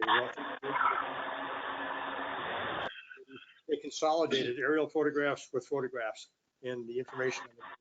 Well, I get credit. She did a great job. Yeah. She already had a lot of the data, but she had additional data. I'd like to see it. Sure. Oh, no, that was very helpful. Oh, okay. The second item that I'll have, I guess, is just for Chris, and in regards to this meeting, if you can get the schedule for what we use the detail now, and if we can reallocate those shifts to maybe traffic enforcement on the boulevard. And I guess maybe the only thing that I know is that we want to do peak hours, or we want to do. I would speak up there. We can do two things. One, if we can alert the county that speeding has increased in concern, what are they going to do about it? So if they'll just enhance the present or put a speed trap up or one of the whatever they want to do organically, that's great. If they say, we're just going to do what we're doing, then we can look at enhancing or modifying what we have existing. If they go down there and put that scarecrow there at the end of the 4-lane road where it goes to 2, then go around the curve to the best level or next level church. Yes. Mm-hmm. But they've been doing that. What they've had over the last 2 months is there's been one down here at the high school, and there's been one parked at the split. But the thing is, I'm saying is go up south of the split to the next level, because the minute they go by and see it's a scarecrow, that's my point. Get them there. If you live here, once you go past it once, you realize nobody's sitting there. And then that's exactly what happens. There's no one sitting there the next time you go. That's the only way you're going to get them. They're going up that road at unbelievable speeds. No, I agree. So let's just see what they're willing to do. And I mean, just putting a parked car, it's great for the first time, but it's not like it's on 75 where you're getting one time. The story that we've heard from the sheriff's detail in Gateway Greens is that those cars are equipped with devices that are picking up speeds and recording all of that. So it's not just that it's collecting data. My thing is that how many or what percentage of that data is complying with the 35 mile an hour? So what should be taking place if that's what's happening is they should be looking at, and during a 24-hour period, you've got this amount of percentage of excessive speed, which would warrant someone coming out in a lot of, I mean, that's. We actually, We gotta watch what we're asking for, because in engineering jargon, what you go out and you do is a road study, a traffic study. Typically, the recommended road speed is 85 percentile of the speed. If that's the case on Gateway Boulevard, your 35 just went between 45 and 50. Yeah. what I would And say, that's scary. Well, and I haven't thought about that. the sign that, I actually seen those reports because we just met with Officer Mitchell, and the sign that was sitting by 7-Eleven, the seatbelt sign, that is actually the one that's actually also capturing the data, and they can send us the report and give us that Yeah, information. I'd love to see it at all three locations if they have it. But much more importantly is, speaking as an issue, we need more of a presence for deterrent. They need more tickets. Well, however they get there. Are you done? I don't think I'm gonna touch anything in the tree. I think Kim did a really good job in explaining to everybody. I'm sure we're gonna have a lot more discussion. I believe so, and I think just continue to take a more proactive approach on communication and maybe on the Facebook. And I will partner either Georgia. I talked to her a little bit, and I talked a little bit with Leslie. So I think I'm there's an gonna touch on opportunity there. And yeah, okay, that's it. So I have. Yeah, a couple of things I would like to see that, talk to Russ. Our asset value over the years has dramatically changed. We need to be reinvestigating and looking at evaluating what our availability fee is that we're charging. We've got about, I'm going to guess, 1,000 ERUs left to be built in the community. And the last I saw, we were around only 327 or some oddball number like that for availability fee. Recollections, yeah. Yeah, in that ballpark. I mean, that number was the same number when Christ was a child. We need to look at that, because I think that value of what we've invested over the last couple of years is significantly higher. So I'd like to see Russ look at that availability fee, and these guys that are coming in, Johnny come lately, they're getting this stuff for free. That's not right. We need that number up to where they pay their share. Are you talking utility rates, or you talking availability? Availability fees for utilities. That would be Raftelis more than Russ. Okay, well, whomever. We need to take a look at that. And then the other one is, I'm a little bit on the oddball side on this as far as the trees. In my opinion, looking at that up there, you got two issues. There are not many selection of trees that you could put in there. I've talked to Mainscape, but there just aren't alternatives. Mainscape indicated in their opinion, there was no issue with drainage, or I'm sorry, with irrigation up there. That's one of our latter areas. So it's a little bit more up to speed than when you go south. You go south, you get into all kinds of messes of archaic controllers and things. But I think that we need to be looking at that closely, which then gets into this. I don't know, DMS, that was. There's one more reason than that. There's more. I was gonna say, this is Brian. 3 years ago. Take that into the next room and use it for, well, we'll go there. Brian, will you, Fire starter. will you get Fire with starter. L? Yeah, it's and for that- personal use. Just along that, will you get with L on that, the architecture design that we did? I think we kind of stopped it. So I don't know how far along they got, but I think we had some type of plan. If you can go back with L and get your hands on that, can you just get us a copy? Okay. I'd like to see that. I thought there was one done before.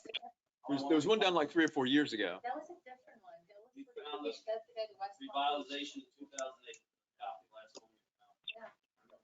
But it was something similar. Well, I think it was from April Anyway, I'll yeah. text, I'll email L and see. Well, my thing is that we've done these committees, and we can put those committees together, but that ship isn't gonna sail. We need to get somebody in there professionally to give us a guidance. Might have a committee to work with them and give a little bit of guidance, but like somebody else said, that this thing turned into an opinionated deal, and it lost it. We need to get a good landscape person in here that, and as much as I just don't care for landscape architects, we need some help on this to give us some ideas of what we've got and what we can do and get it going. To have this done as a 2-year plan, to me, is just totally not acceptable. We need to do it quicker. And then one last thing to set the tone for the budget process. We cannot be influenced this time by trying to preset a predetermined budget, a percentage. We've got to put together what we know are facts and what the figures are. And if it leads into a 10% budget or a 12% budget or a 13%, so be it. That's our job, to make sure we address the needs of this community, period. I promise I'll add this in again. in regards to budget and planning and landscaping, what are we doing with the pool area? Did we engage with another vendor? Because I know that vendor dropped out to come up with plans. Yeah, so Brian's got two that he's engaging. He's in process. What are they, Brian? We reached out to two different companies. One was Whole Montes that did the original up there, the amenities. Reached out and met that gentleman about 2 weeks ago. I got Tim spearheading that. He's gonna be calling him again and see how it's coming along. Another gentleman that Doug recommended was Brian. He's with a whole nother company. Brian, what company? Brian Smith. Insight. Insight, correct. We had him come out as well. Me and Tim at the pool met and showed him everything. So he's also going to give a proposal.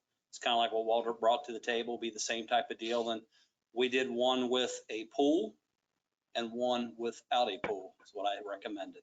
I said, so that way you can see pickleball, tennis ball, basketball, bocce, trails, a new pool, or one without a pool. So that way there'll be different options, because different residents want different things. So we kind of, we'll see what these people put together. So Did they talk about a survey? well, and that's what I think, when we're talking about no pool, it'll be no pool there, but then are we going to resurface the pool that we have here? Well, And here's- if it's a cost benefit? Let me just get in front of this really quick, because what we don't want to do is we can't lead with solutions. In my opinion, we need to get comfortable with a designer that's going to help us identify requirements and build a design to our requirements based on what we either direction or how we obtain it, whatever. Us trying to say we want bocce, we want a pool, not a pool. I mean, right now that's way too premature.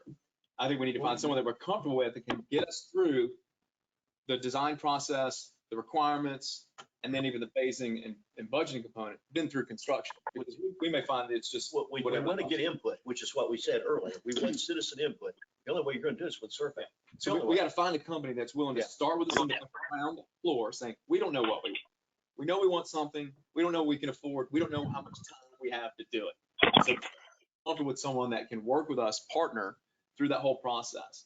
Because I think before, the way we did it, we did some surveying, but it was almost like, here's a design. We got the cart Oh, way shit. ahead of the horse. Now we got to go back and survey, modify, and then it still became this big ordeal. So I think we need to approach it a little differently. And to me, the most important thing is finding a company that can help us through the design process with the expectation that we don't know what we need.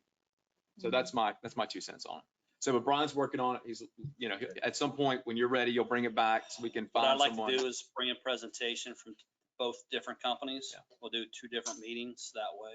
And I would go back to kind of what Waltrip did, which was, here's our capability. Here's some examples of what we have done. Correct. It'll be the As same. opposed, I think it's way too premature to try to get them to do some type of rendering of what it could be, because we're not going to be satisfied, because we all have probably different opinions. Too many questions. Yeah.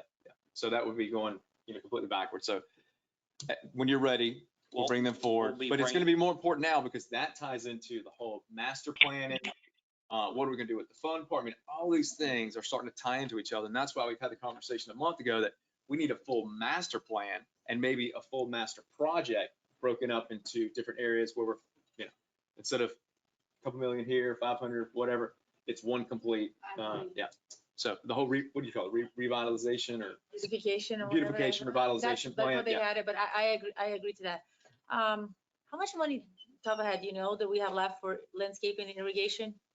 I just say that because I really don't want to put it out there that we're going to do our best we can to replace those. Well, let Brian trees. come back to the next meeting with some proposals. One might be, don't do anything, wait till you have all this stuff in place. 2 might be, okay, here's what we can do today. Before we even get there, we have a few plans that are going on behind the scenes. So I don't even think we're going to have any money left if we all agree. And that's what I want to go. That's going to be a nice hefty price over there, getting that. We still have 20 grand left. Okay. We're going to use it on the bull noses. So all those bull noses were done with concrete. I'm going to go back and do that. We don't have to do that if we choose not to. We So can the use bull noses. what concrete bull noses we did from Griffin or Oh, okay. Daniels. So we can wait. So the bullnose on the median. Yeah, what about them? Interior. Well, we got all that concrete finished right when they started the roundabout. So we were going to come back and put put flowers and all that stuff back in the bulldozers, but I couldn't do anything until I got all the irrigation back up. So we got 20 grand. So I would sit on that Okay. and at least for now, until we can figure this out. And like I say, that 20 grand's still sitting there, the mainscape hoses, because we use 40 of it for the trees, so the 20 still sitting there. Okay. And we probably have 10 to 15 left on our budget for plant replacement. $20,000 from a landscaping budget isn't a whole lot. Oh, it's not And much. that's what I worry. I don't know if you noticed, I did a walk with Al in gym. There's a ton on Gardner. There's a ton of stuff that needs to be removed. It's completely dead behind both the charter school and behind Gardner. There's a lot of stuff that it doesn't need to even be part of the beautification plan because it's actually just removal, all the dead stuff. Between that and 82, there will be, I mean, I feel confident there'll be zero money left. Yeah, well, this is like back to where staff's strong about Florida scape, which is zero scape, it's called. You do very little, period. Yeah. There's ways to do that, but Okay. it's a whole nother topic. All right, yeah, so let's not open that can of worms quite yet. Okay, you got, what else you got? That's it? Okay, I just have just a couple updates. So with the HR contract part-time role we have in flight, it sounds like we're getting some candidates in, we're finalizing what the interview and identification process is gonna be. So just wanna let you guys know, it seems like there's some candidates coming in that will start the process. Part-time. Part-time. Chris, if you can talk to Laura, what I'd like for her to do is to kind of assume in her responsibilities, at least in the interim, public relations communication. So what I don't think we do a good job of is just communicating, period. I think it's gotten better with our Facebook updates and Chris, are you going and attending some of the home HOA meetings and other things? So I think we've gotten better, but we don't have any updates in the publications anymore. That's something that Kathleen used to do. So if you can just talk to Laura and have her assume some PR and communication responsibilities, which would be making sure that anything we do that is, maybe worthy for residents, that we're putting it out there on Facebook, maybe ahead of time, getting the write-ups to go into the local papers, or after our meeting. And I'm not asking her to physically do it. Now, what I would entail is there someone in staff that she could lean on? Bobby might have someone that could maybe also do that at a very, very low cost, or do we need to maybe look at, a couple hours a week in a part-time position for someone to facilitate that? Communication relations is absolutely critical for us. So for me, phase one is let's just make sure someone's communicating out press releases, posts, information. But there's also like a true public relations, customer relations type role. So can you do that maybe just in the interim? In addition, where are we regarding the Stony Brook law enforcement agreement? I know we had talked about we needed to have an engineer come in and do some assessment. Have we started any of that?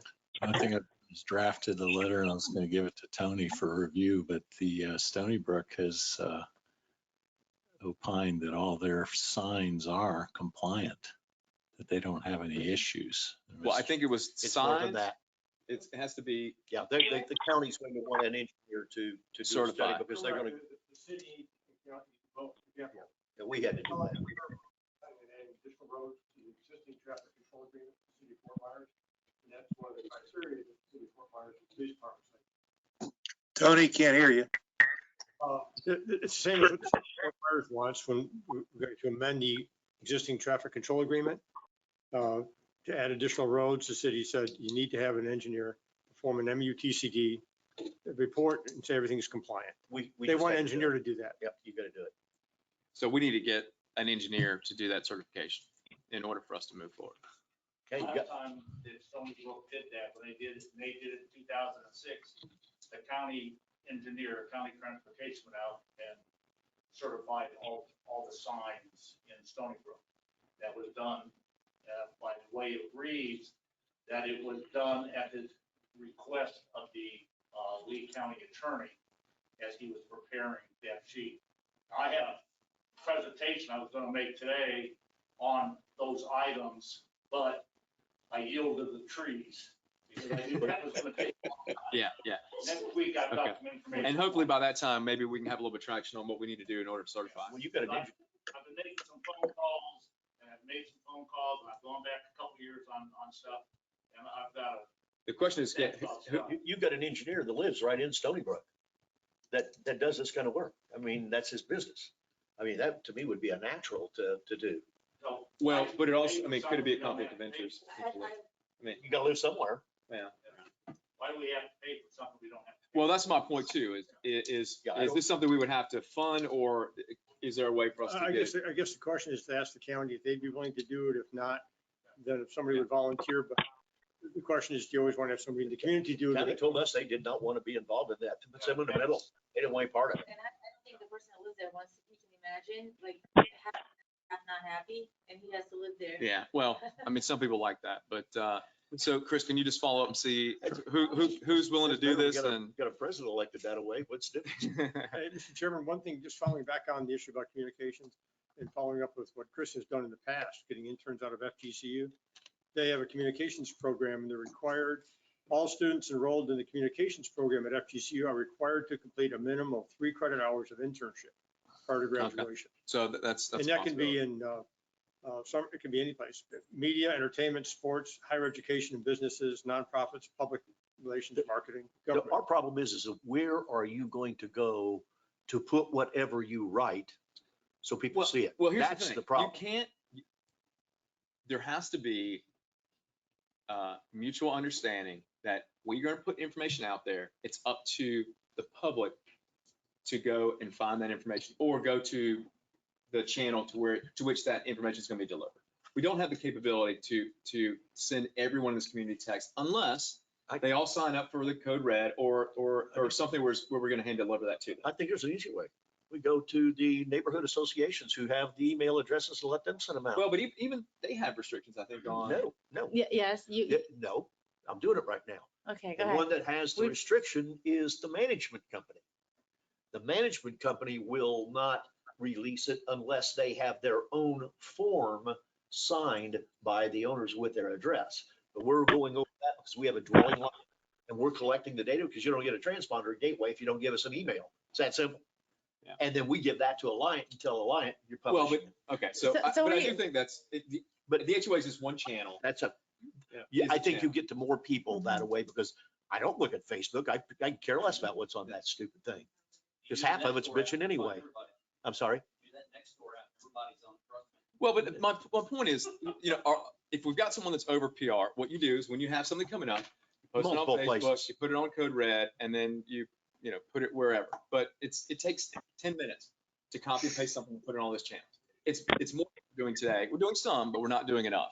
And I guarantee you, if we would have posted something a week around these trees, we would have had still as many people in here today as we did, but they might have been more informed. If you would have posted it 2 weeks ago before the meeting that we were going to have, than you had when the tree cutter got there. Exactly. That's the way life is. Yeah, I've always That's my said point. that when you're doing sewer projects, you'll never get anybody out of a public meeting. But you go out there and put a backhoe and dig a hole and put a piece of pipe in the ground and they come out of the woodwork. So, It's the only way it works. So the last item that I have, and this is not going to be popular. We spent money to put in the modular addition, which was great, and I think it's fantastic. It's modifications in here to the office, which is great, but at this point in time, we are at capacity. It surprised me.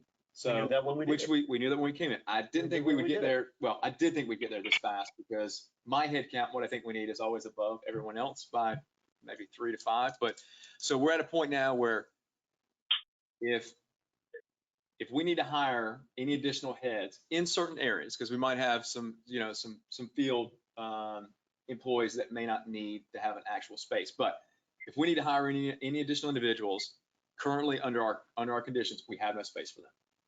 So which will either cause us to revert back to stacking or repurposing, which we know from feedback that is undesirable, which is the whole going back to the root cause and business case of why we spent money on that in the first place. So the only reason I'm bringing this up is we have to be looking towards some type of solution. What's the cost just to go out there and mirror what we've got on the south side?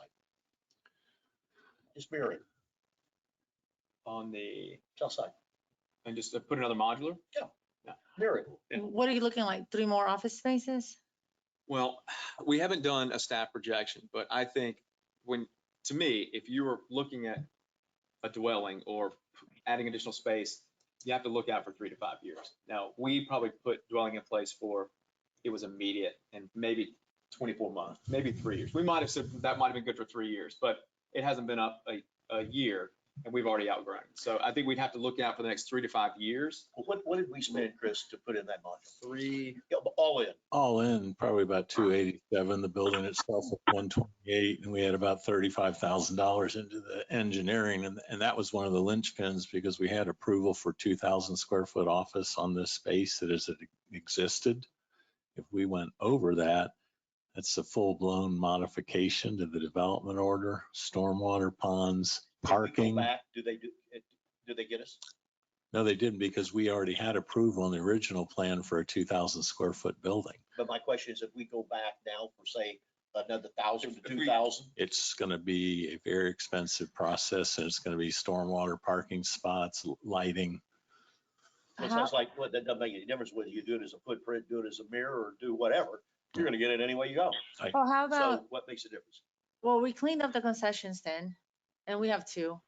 I mean, I do believe there's opportunity to make it nicer, either the smaller one that we have or the bigger one. Why can't we just spend some money and revitalize the smaller one? Because it's in the middle, and use the concession stand It's and not make, big enough. well, for 3 offices. Back to the stand? No, not. I'm telling you. We keep the concession stand, the smaller one, that will be the one that they will be using. Because now they have the storage in all the different areas. The big concession stand, we make that 3 offices. Is that, can you, You have the parking there, so you don't have to alter or apply for anything else. But I wouldn't do it if we don't spend money making the smaller one, because it's empty. It has 1 or 2 garbage cans in there. Make that nice and useful. that sounds like a solution a board 10 years ago would come up with. Half, you know what? Well, for the, if we, unless we would spend the money of Well, adding it over there. I mean, it's definitely an idea, but I think, I think we need to come up with additional solutions. So Chris, you're saying any additional space added to this property would require us to modify Development order, modify the stormwater, modify the number of parking spaces. So the cost- Just like, you know what? just like We putting, we should see if that Girl Scout building is. I know, just Yeah. Well, the price of renting I know property about it. around here, you sure as heck don't want to do that. well, and and again, that's, so part of the solution is as we're looking to maybe build something in common, in the common park area, that would be a longer term solution, but that doesn't help us today. I mean, we're gonna have to, within the next 12 months, we're gonna have to come up with a solution, or we're going to handcuff our staff once again. And if we don't have adequate working space, we're gonna see people leave, and we're not gonna be able to attract people to come to work here, because no one wants to work in What's Florida. the preliminary, obviously you guys have done some talking. What are we talking Not about, really. the square footage that we need? we're just looking at that with number of positions and that will be, budget driven too. So you this year. have to duplicate, you have to replicate what we have already. 4 people, 150 square feet, so you need 600 square foot minimum, and you'd be crazy to build 600, so 1,000 minimum. And what's the size that we got with that? 11, no, it's a little under 2,000. 18, I have to pull the plan. So it would either be somewhere of a half or a whole of what we have. That building out there was 128,000, but that was all in furniture, everything set up. All we did was bring in The computers.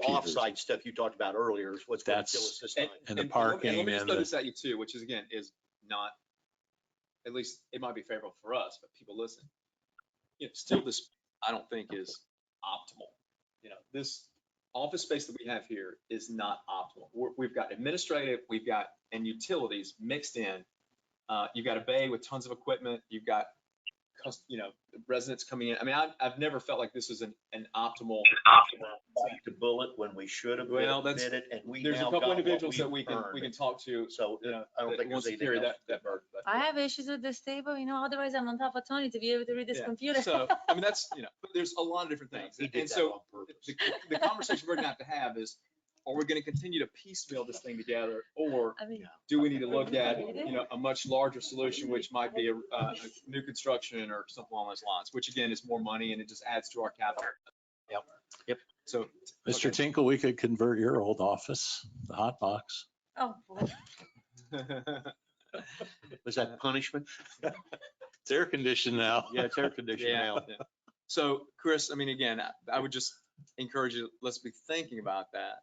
Which Come the up with a last thing I'll cost, do is sure. add another capital project, maybe at that our already existing list. But, you know, we are not going to be able to retain good people if we're stacking them on top of each other and we don't have adequate space.